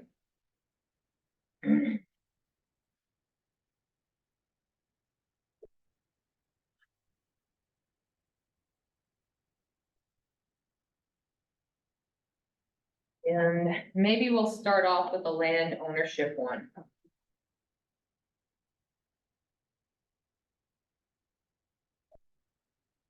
So you'll notice that the land ownership one, what file type is it?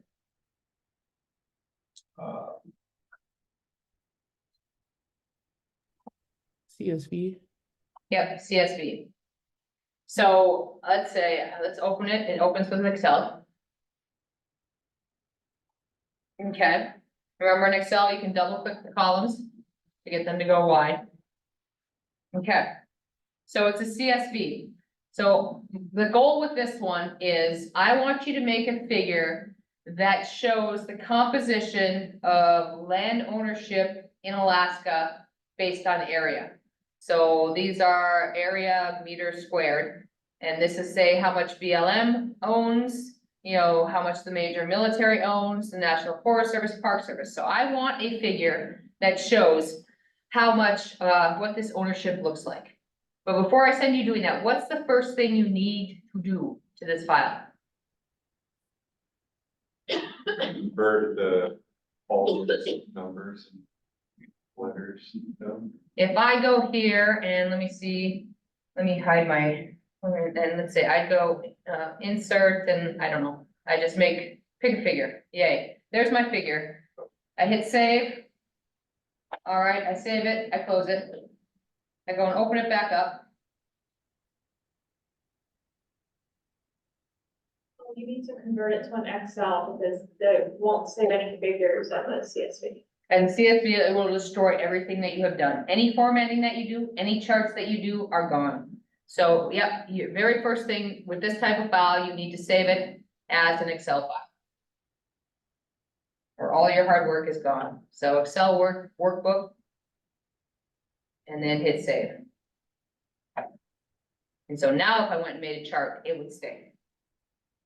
So the goal of this is I want a chart that, would relay to your audience what the ownership looks like in the state of Alaska, land ownership. So I'll give you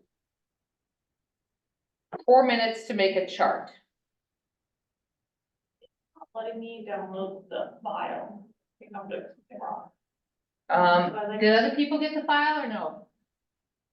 I'm just like copying and pasting when I open it up online, it opens up like not as a download for a CSV. It's just kind of like opens inside of a Blackboard window. What you just said. Try right clicking on it. The trick is you right click and then go save link as.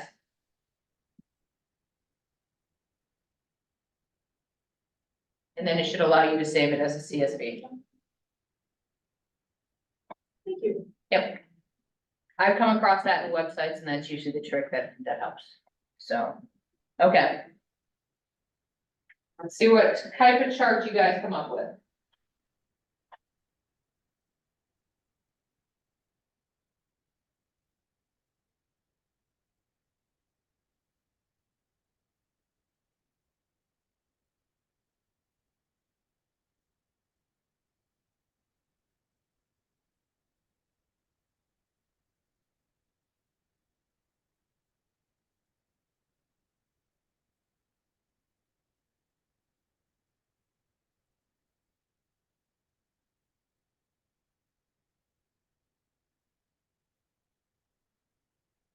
I'll make my own here too.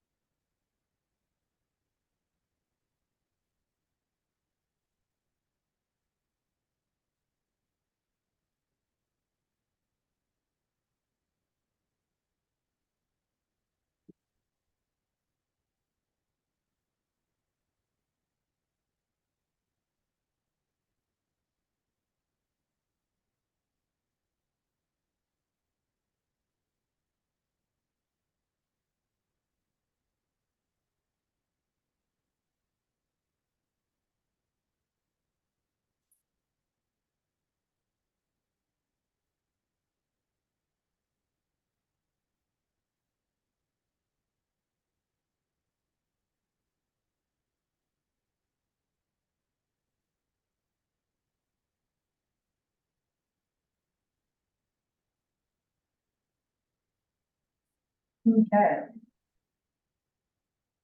All right. So what type of chart did people typically use? I use pie chart and I also made a bar graph. Okay, a pie chart and a bar graph. Okay, what about you, David? Use the pie chart as well. Okay. Okay. Alil, what did you use? Surprise, surprise, I also did a pie chart, but I was going to, I think, do an area chart, but I was trying to figure that out. Okay, okay, all right. David? I did a bar graph. And I'm wondering whether or not this were representing the whole of everything. At first I was like, well, I'm not gonna do a pie chart, then that would be falling into the trap. But now I'm rethinking and I'm considering this might actually reflect all the land ownership. Maybe everyone else is right. I did kind of set you up for a trick. This does represent all the land ownership in Alaska, so I did a pie chart. Because we basically have everything surveyed here, and so I think a pie chart would be appropriate for that. Okay, all right, let's see. How about I'll just, have people, share what they did. We'll just bring up one. How about Alil? You can bring up yours and let's see what your pie chart looks like.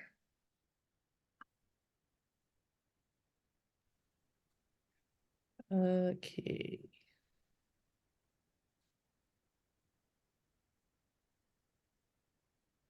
Okay. Here it is. I didn't get too far. Okay. All right. I was at first I added like percentages to it, and then it seemed like that didn't make sense. Only because like for these two small sections here, they were like 0% out of the whole. Yeah. I was like, okay, that's not a good idea. 'Cause no space here is like 0. So but some of the other things I wanted to do was just like, make this bigger and like change this title, but then I started exploring other routes for the chart. Okay. Okay, I think that's a great start. Super. So, how about I share what I did now? So, I was kind of along the same routes. And so this is what I made. Yeah, so kind of some of the things where you were moving towards, a little. So with pie charts, their default is horrible. They have this huge wide space in them, and they're not compact and tight.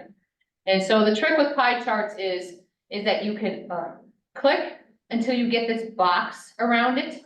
And then I can position this better inside of here to take up less space. So that's one trick with pie charts, is to do that. I did add the labels to it. I did put the percentages in it. And to add labels, what you do is you click and then you go to right click and you can add labels. They're called data labels. And so in this case, it added, if I delete them off, and go here, add data labels, I'm like, ugh, I don't really want to see the area. That's not important to me. What I want to see is the percentage. So I made a new column over here where I took the percentage of each, and then it quickly was apparent to me, oh, we have 0, 0, 0. And so once you put the labels on, click on your label. And then right click and go down to, format data labels. And one of the tricks is we don't want the value to show. This value is horrible, but you can't uncheck this value because then your labels go away and you have to start all over. You first check value from cells, and then this box pops up, and then you choose the values that you want to have displayed, which are my percentages. I click OK, they pop up, and then you unclick this value. Okay, if you do it the other way, you'll have to redo everything. So now I have, my values, and yeah, I don't need these zeros. If I hit the delete button right now, I delete all my labels. But if I click again, I can delete this one, click again, I can delete that one, and get rid of these zeros here. Okay? Yeah, we can go back and forth between like major military. I just put 0. I altered the name of it and put the 0 here. You could leave it off of this bar chart and put like a little text box down here to say military, state and native, wild scenic had 0% ownership, something like that. If you click on these, now they're highlighted, the labels, that's where you can go and you can make them bigger, smaller. Okay, you can also put halos around them, so if you right click and you go to, format data labels, you can have text options here, and this is where you could put like shadows and stuff behind them. I tend to use glow and make it, you know, you can use the color here, so it stands out, not black. It stands out a little bit more, you know, against backgrounds. So right click and data labels. This, yeah, go ahead. I was messing with like making parts of the pie stick out. Yeah, I don't know if that's something that just makes it look ugly, or would that ever be helpful? I What never really use that. What I was trying to do is like, oh, well, maybe I'll make the ones stick out that aren't federal entities. Like, I don't know if that just in practice confuses readers more often than not. I think that could confuse readers. I mean, one thing you maybe could do is like, let's put an outline of black. Even that looks a little weird. Maybe an outline of black around the federal ones, or you could go to the fill here and maybe all the federal ones will have some type of dot pattern to it. So if, I don't know, that was federal, say if this was federal, I could go and give it a pattern and give it the, I don't know, the dot again. I don't know which dot I used, whatever, a dot here, and I could change the color, you know, of the dot. So all the kind of dotted ones are federal and all the solid colors are state. So you could do something like that. I might then also play with the order of them. So you can go over here and, you know, like, say if we wanted to put all the military land together, or say there was more military. So we'll put this, the fence up here. I'm gonna put maybe this native together and this native together. I want the state next because the state is bigger. You can go over here and move these around and the chart will automatically update the order. So you could order them from federal, indigenous, native, things like that to make it easier. And then all your dashed ones would come together and you can easily see, okay, this much is federal, this much is state, something like that. Yeah. That's a good idea. Yep. Okay, and like I said, I'll always, you know, I go up home and change the text to black. Instead of the annoying gray that Excel has, so, okay. So, any questions about kind of the tips and tricks with this one? Were you gonna show us how to use the color group? However, okay, let's see. This one, here, fill, fill more colors. Let's see, custom, okay, so, all right. Just make sure I know how to do it. So this, I have one piece of the pie highlighted, this blue one. So say this is the same for a bar chart, if you had a single bar, you right click on it. And you go up to say fill, and you go to more fill colors. Okay? And once you have that up, you go to custom. And see, we have this RGB here. We can go back to our color brewer. And say I wanted to have it be this pink. I have the codes right here for how to make that. So it's 170, 174, 1, and 162. So I'll go back to my Excel. 174, like I said, 62.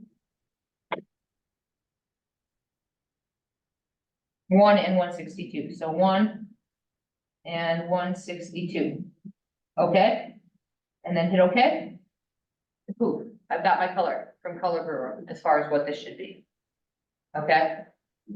So the key is right click on it, yeah, go to fill, and it's more fill options and custom. Okay, Sure. yep, pretty slick tip, okay, all right. So let's close this one down. Okay. All right, so in, the Blackboard, you had this, food, energy, water questionnaire. So I took some of the actual surveys that I've done and, kind of de-identified the data. And we'll work with that. So this was a survey that I did, and it was on food, energy, water security. And the idea was trying to look at what components of security drive, food, energy, water security. Is it availability and stability of resources, access, preference, quality and utility? So people might have food, but they don't want the food, it's not what they want. Or, it's not affordable, it's here, but it's just not affordable for me, so the access is difficult. Or you have rotten carrots laying on the floor of your grocery store. I really don't want those, And so within this survey, we had a section where, we had statements. And the statements kind of judged, okay, if they scored high on this, then food security is high, availability is not an issue. So, yes, I agree that there's food at the store, 5, yay, this isn't a problem as far as food security goes. So this, remember I told you a while back, when you're doing surveys, you want the questions to be in the same direction. This would be a nightmare if sometimes when you answered 5, it meant high security, and sometimes it meant low security. So these are all written, so high scores mean high security. And so you have a bunch of food questions here, you have a bunch of water questions, and energy questions. And so what we're gonna look at is they were given scores. This is a Likert score. And 5 means, yes, this is good, it's fine, it's not a problem. Where you see values of 1 and 2, that means insecurity. It's driving food insecurity, water insecurity. So let's go to that Excel file that you guys downloaded.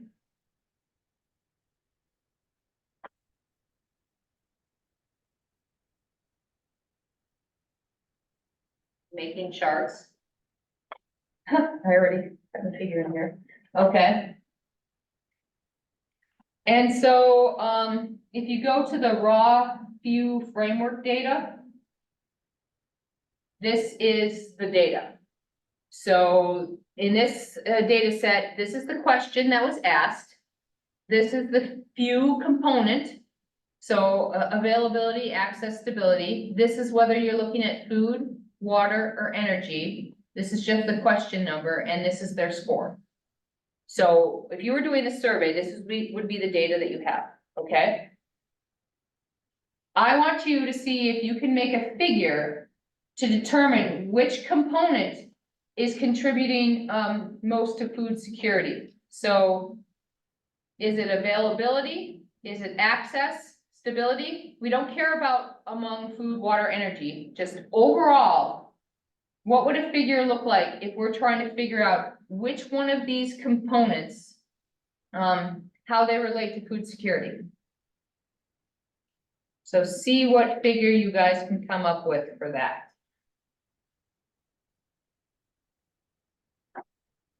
Do you guys want to work separately, or do you guys want to work together? Like we could do something where Alil and David, you guys work together.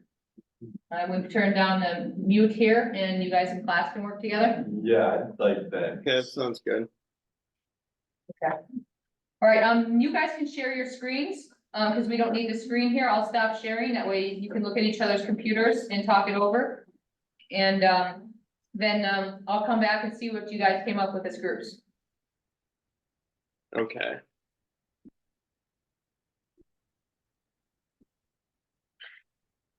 David, do you want to share your screen?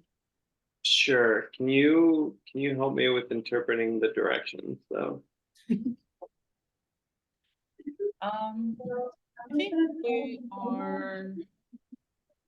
Each row is a person's response. Oh man. So to get you started, you've got to total up the number of responses. Are we on mute? I don't know. Okay. So So we're looking I'm at. going to data. Wait, So no, it's the tab that says raw view framework data. So it's there the it is. Okay. And Okay. then, yeah, we're picking column B, and I think assessing which, So, I think it's which has the most impact out of the options. 4, 3. Wait, why column B though? To determine which component is most contributing to food, energy, water security. Isn't it column A? I'm not sure. I mean, she only highlighted column B, I think. So in column B, it's like different classifications of like what these things are. It's like describing what kind of what she uses the word component here, but I would use maybe, I don't know, like type, like what type of, where does this fall in, God, I don't even know what I'm trying to say. So like well, no, you're right, because she said which components. So remember, pivot tables are your friend. You've got to count these up. Oh. Okay, so we'll go 5 strongly agree. Okay, You're trying to sort it and stuff? No. do we want to sort it? Yeah. I think We so. want to sort it Yeah, remember I added a by press column column of all E. ones, and then I used the pivot table a couple of weeks ago to count things I up. hear you over over Jen talking.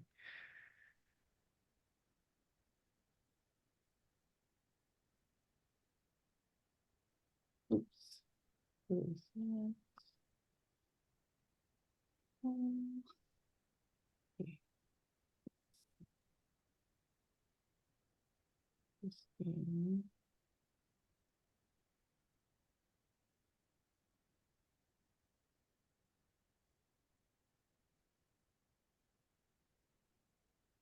Okay, here's what we can do. We can sort by B and then sum the different groups.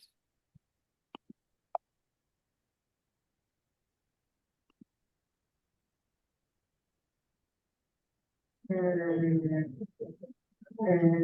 that didn't work.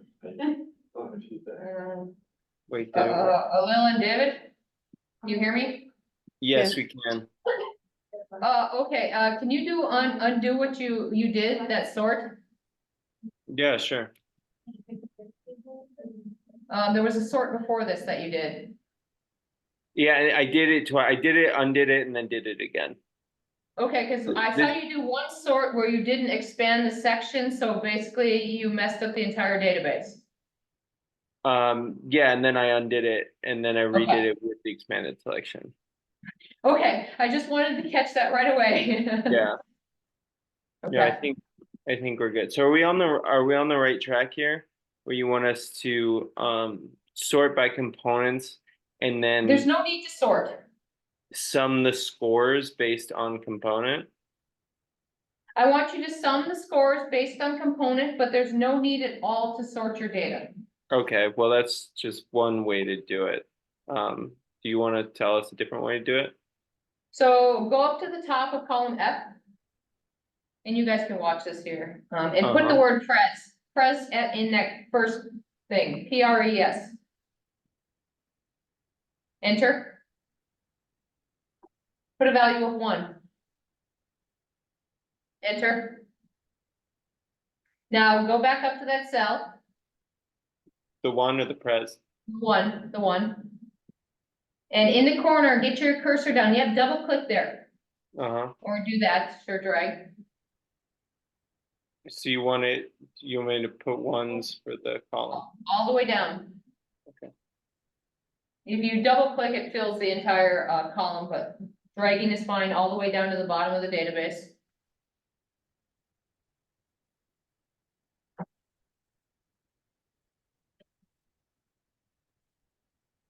There's a lot of entries, huh? There's a lot of entries, yeah. You do surveys, you can get a lot of data. Okay. Okay, hit control arrow up. Nope, Oh my gosh, no, are you on a map? yeah, let me check command arrow up, there we go. Yeah, there you go. Okay, that's a quick way to get to the back top of your database, because there's thousands of rows. Okay, so I want you to highlight columns A through F.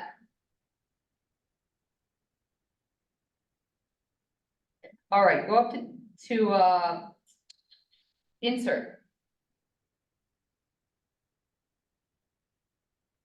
Mhm. That doesn't look like insert, There's 2 inserts. sorry. Okay, That- I see, I got it, yeah, the insert ribbon, okay. Pivot table. Remember, pivot tables are our friend. Yeah. Yeah, okay, so we wanna put this in the existing worksheet, so click that, and then maybe click like Q1 or something like that, or sure, there, that works. Okay, hit enter. And then hit okay. All right, so we are wanting to add up the number of responses, among the components based on their scores. So, yep, the few component goes there, the participant score goes in the column.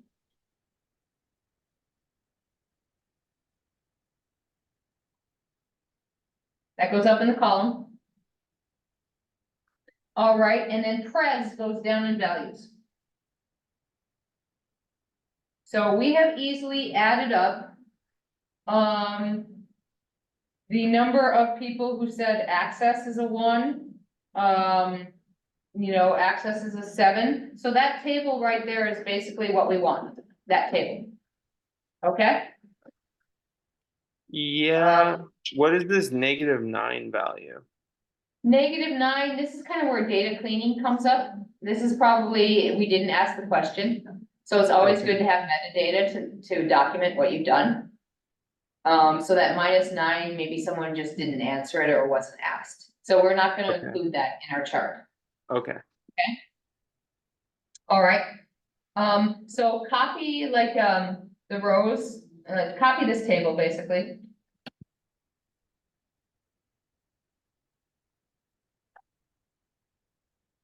like that part, I would like the row labels, like the headers to them too. right, there we go. Yep, copy. And then go kind of down below the table and paste the values. Because I really don't like to deal with, pivot tables, because like I said, the data is temporary. Okay, all right. So let's get rid of that -9 row. We really don't need it. Clean that up.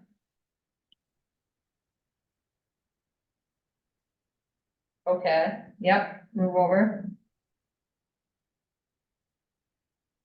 We also don't need to have that row that has nothing in it. We have those 1s, yeah, and that blank row, so those 2 columns can just go away.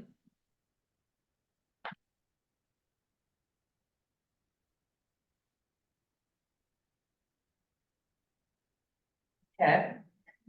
Uh-oh. No, we're good. The slip of the finger. Okay, now, 1, 2, 3, 4, 5 is not very descriptive. Should we make a chart that has 1, 2, 3, 4, 5 in it? No. 1 is strongly agree, 2 is disagree, 3 is neutral, and 4 is agree. So, instead of like going through that whole column E and recoding everything, we can just do it right here and say 1 is, strongly disagree.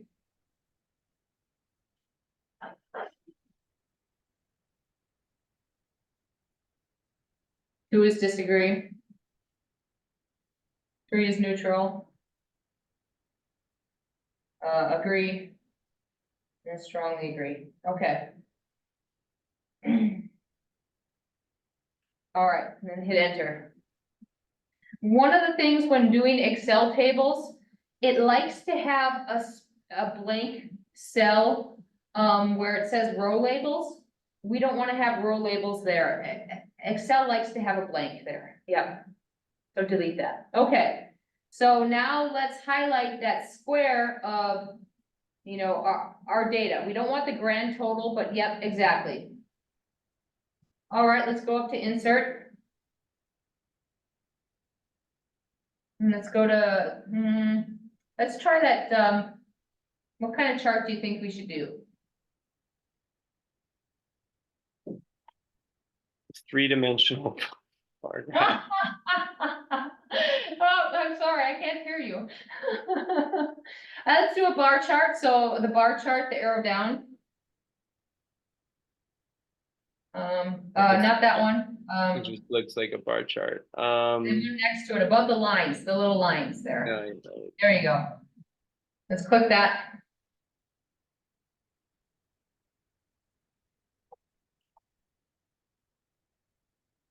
hmm. So is that exactly what we want? Um, at first shot, I don't like it because I Nope. don't know what it's telling me. So it's bad. I think what we want is we want, instead of that x-axis to be strongly agree, disagree, neutral, agree, we really want the columns to be our different, categories, like access, availability, stability. So right click on it and go to, oh, it went away.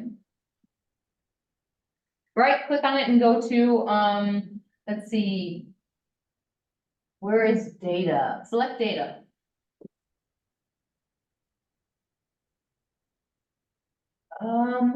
Let's see, switch row and column. Hit OK. There we go. So now it's getting closer to what we want. Since this is a Likert scale, I think it might look better as a stacked chart. So change chart type. And go to column and do that, yeah, that one. So from this, I can see, you know, the strongly disagree and the agree are the ones when you have a large portion of those, you've got problems. So in looking at this suitability and preference, to me, those are the, let's say, categories where food insecurity are driving food insecurity, because you have a lot of responses of ones and twos, and they disagree with the statements.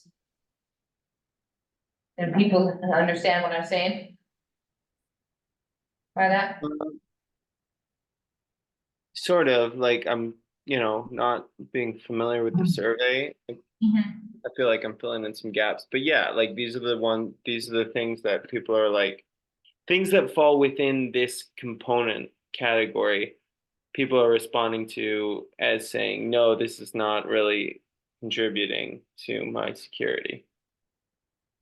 Like we look at availability, and a lot of people said that they strongly agreed. They strongly agreed that things were available. Food was available, energy was available, water was available. So that's not really a driver so much of insecurity when you're looking at these components. The other thing that I like about this is I can see the sample sizes and the counts. So I can see that, we had more information gathered about availability than, say, suitability and quality. I can see we had over 1,000 responses for availability, and we had about 600 for that. If you right click, David, and let's change this to the percentage. So that last one, yeah. I mean, this one might, be easier to read, but I don't get the information as far as sample size. Did I talk to 10 people or did I talk to 100 people? I can't tell by a chart like this. So I would say if you want to use a chart that does percentages, put sample sizes on. And so that would be a thing where you would do the data labels and you would add the sample sizes. So to add data labels, you gotta click on one of the bars. Right click. Add data labels. And so that would be the sample size, and you've got to do it for kind of each of the categories here. Yeah. And then those small ones, I didn't really add the data labels because it gets so small, it's like it covers up the whole part of the chart. But yeah. So if you're gonna do percentages, add data labels so you can see the sample sizes. Or you can do the reverse where it differs and you can add the percentages as labels. Up to you, but it's good to have, yeah, both information on one chart. Can we And make that the way we- colors go red to green? You would have to do that manually, Oh. Yuck. yes. So go over to Phil. Yep. And then, you have color and you have to change it there, yeah. Of course, red to green is goodbye color blind people, but, yeah. That's how you would do that. I guess we could go light to dark or something. Something like that. The color scheme that, is used a lot of times for Likert figures is green and brown, like teal and brown. That's what I used for when I made figures for this publication. It's teal and brown. Okay, Which And is click- brown danger or is teal danger? brown is danger. Yeah. Teal's more of a happy color. Okay. All right, so that's an example, with this chart as far as how you would do that. Should we move on to another chart? Yeah, All right, I'm gonna take over your screen, David. Okay. All right.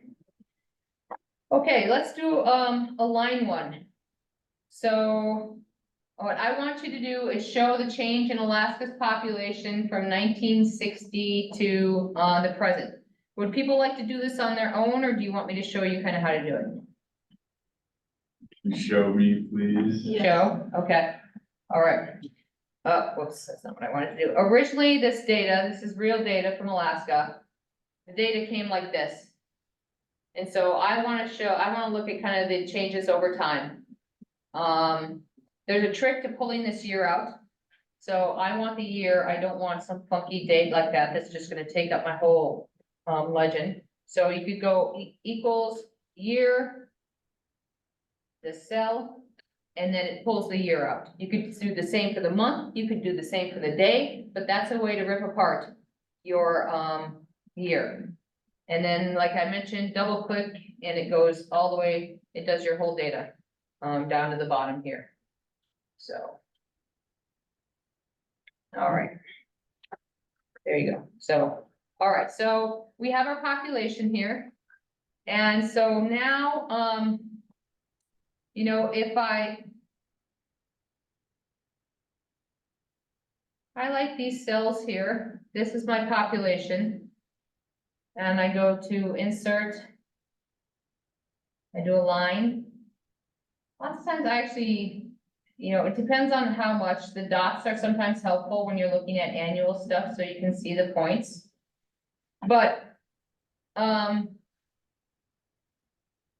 you'll notice that the x-axis here doesn't have the year. So if I just highlight it, it's just gonna draw these points and number it.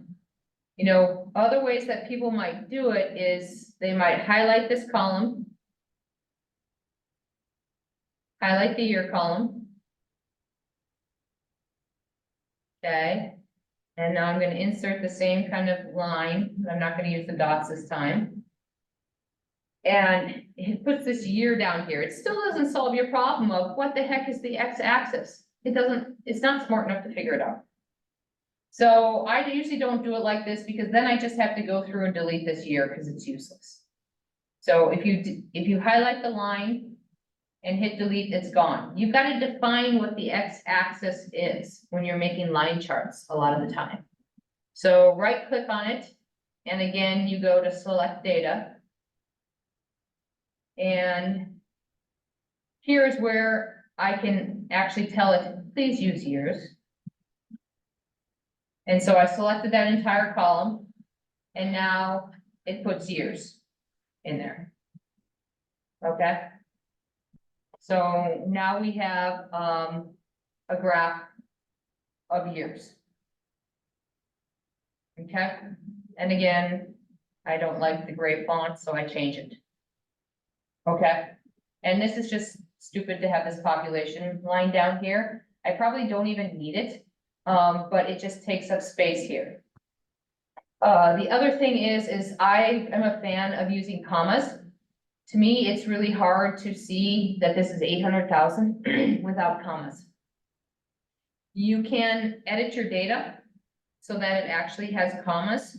So you go to the format cells and you tell it, yes, this is a number. Yes, it has commas. I don't need decimal points when I'm dealing with 800,000 people, and it'll automatically update your chart. Okay? So that's one tip and trick. Always insert legends. So to do that, what you do is you click on your chart and go up to design and add chart element, and this is where you can put your titles in. So here, we would want to put, population size. Okay. I think year is readily apparent. I really think you need year on the bottom. But always label your legends, always label your axes, unless it's readily apparent that this is year. Okay, what if we wanted to look at annual change in people? So let's say we wanted to look at the annual change over time in people rather than this. So annual change to me isn't something that should be connected like a line. I think annual change looks better as a bar graph, and I'll show you why.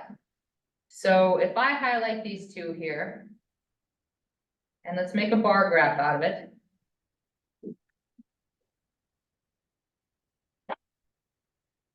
And again, it puts the year on there, which is just like, oh my goodness, I don't want you to plot year. I'll delete it. And so we have annual change here. Some tricks with this one. Again, we've got to get the year on here. So select data and grab our year. Okay. You notice it's like, it's drawing a line through my text. I don't want this. Students, people struggle with this. I need to get this legend, this title, so it's down at the bottom. So right click on this and you would go to, format access. And let's see. Just trying to remember how to do this automatic. This is where Excel is odd. You actually have to click on the opposite axis, I believe, and go to format access. And then, you put it up there. We can put it down there. But I actually like the labels to go, I think it's low. Let's see. How do I do this? I did it easily. I want to get these labels down here. I'm trying to remember how I did this.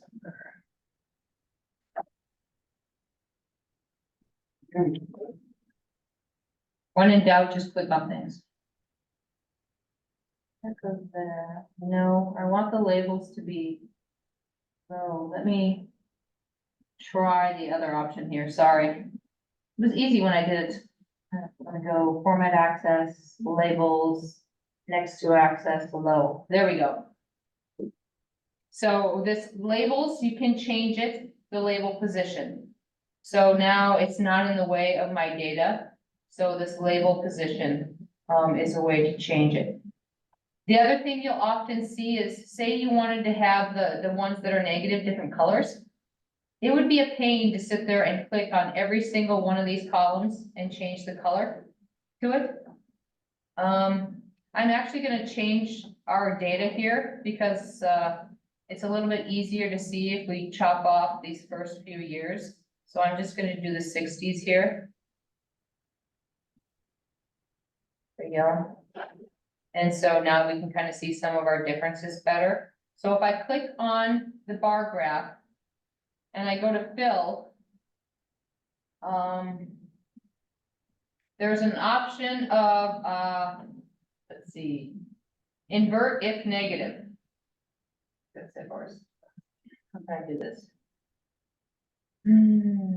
There's a way to change this so that it, if they're negative, they're a different color. Oh, dang it.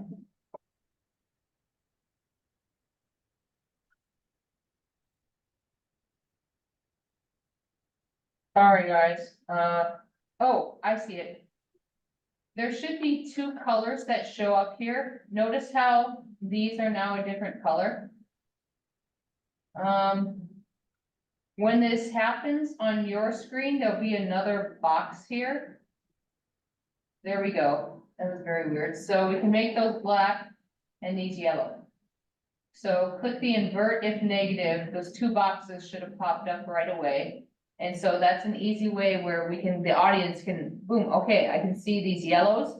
It seems like we're losing population recently here in Alaska versus before we were always gaining population here in Alaska.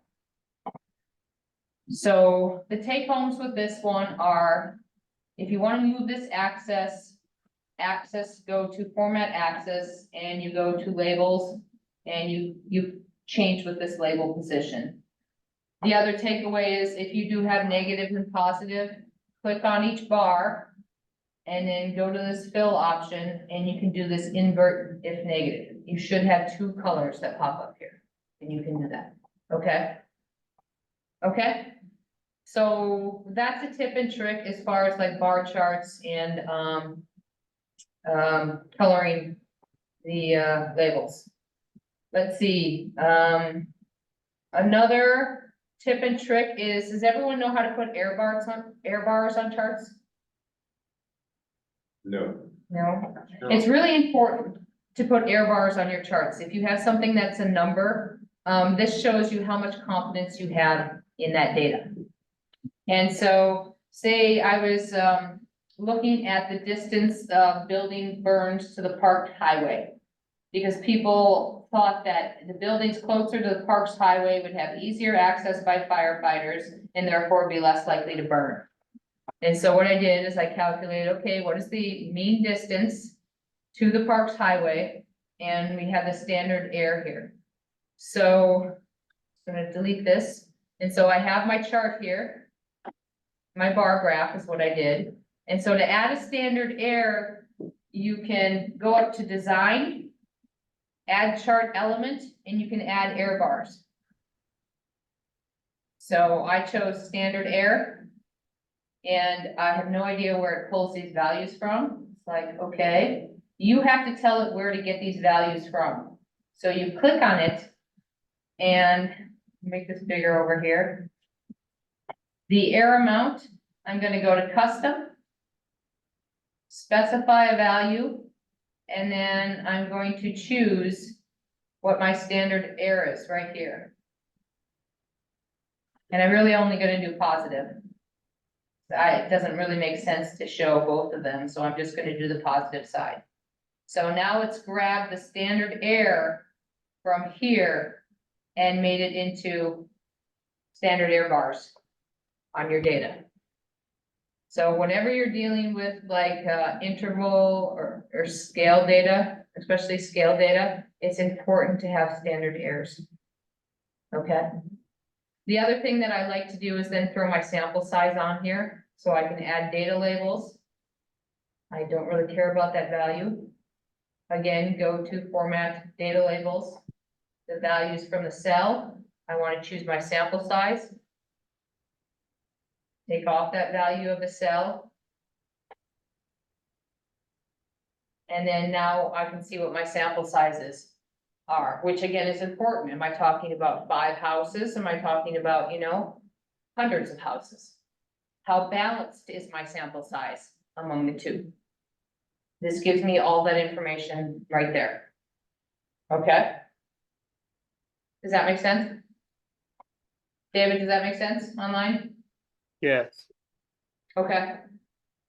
Okay, let's see. I'm looking at other stuff here. Huh, a horrible chart. This is just an example of, a chart where the data is really odd in that it's in that wide format. And this was just where we surveyed, how many people depend on low income heating assistance, how many people use SNAP, which is a food stamp type of program. So, if you got data like this, you would have to definitely reformat this table to figure out what is the percentage of people that use light heat. You'd have to restructure it. If I just tried to go like this and make a chart, I bet it's gonna be disastrous. What's this even gonna look like? Yeah. That to me says nothing. It's very, very odd. And even if I just focus in on the communities, no. And in this example, Cordova is so large, it blows all the other bars out of the table. So a percentage chart might be better in a case like this, and then put sample sizes on your chart. But you would have to do some like restructuring of the data to get it into a chart that looks good. Okay, so. That's what that one is kind of meant to represent. I had some trust examples here, but we're kind of running short on time. So, with the last couple of minutes left, is there any burning desires of things that people want to learn in Excel to refresh as far as how to do? Or things that have caught them up in charts? Lil, is there anything that you have struggled with trying to do in Excel when making a chart?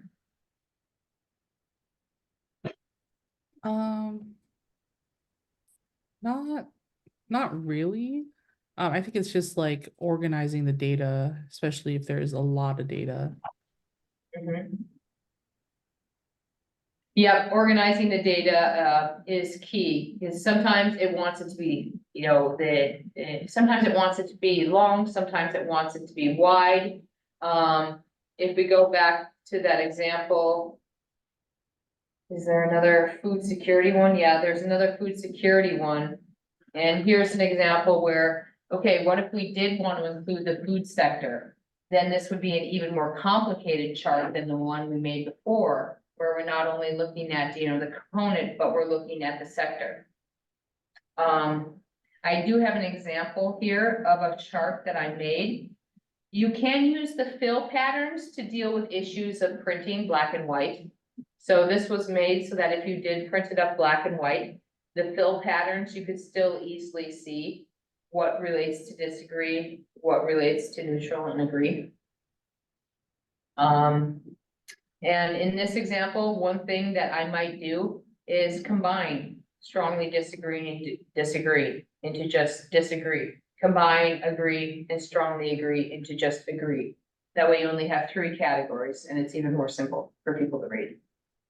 So collapsing your data, structuring your data can help improve your charts. Okay. Okay. All right, sorry we didn't have more time to go over the Excel stuff. I probably should have started with an easier one. But, you have it recorded so you guys can go back and figure out how to do it. For your, homework assignments, the upcoming homework assignment is, there is a report that was put out on this ballot delivery.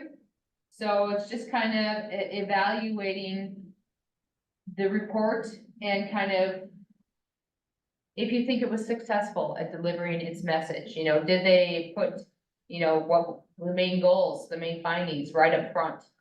Does it clearly have the sections to it? So this kind of mimics, you know, your guys' capstone and how it's gonna look. And when you're doing your capstone, you should also think, you know, do I have my main points right there? Up in the front and in a clear manner. Okay. So, okay, Also, our presentations are due next week. yeah, your presentations are due next week too, yeah. Okay. Mhm. Yeah. So maybe be prepared to either have them on a thumb drive, email them to me, or pull your screens up and show them next week. No. And Lil, I don't know if you were here, were you here when I said that, Greg and Marie and John might show up? Yeah, Okay. Okay. All right. Any questions, you guys? No? Okay, cool. Well, have a good evening and I'll see you guys next week for the last class. Thanks, All right. bye.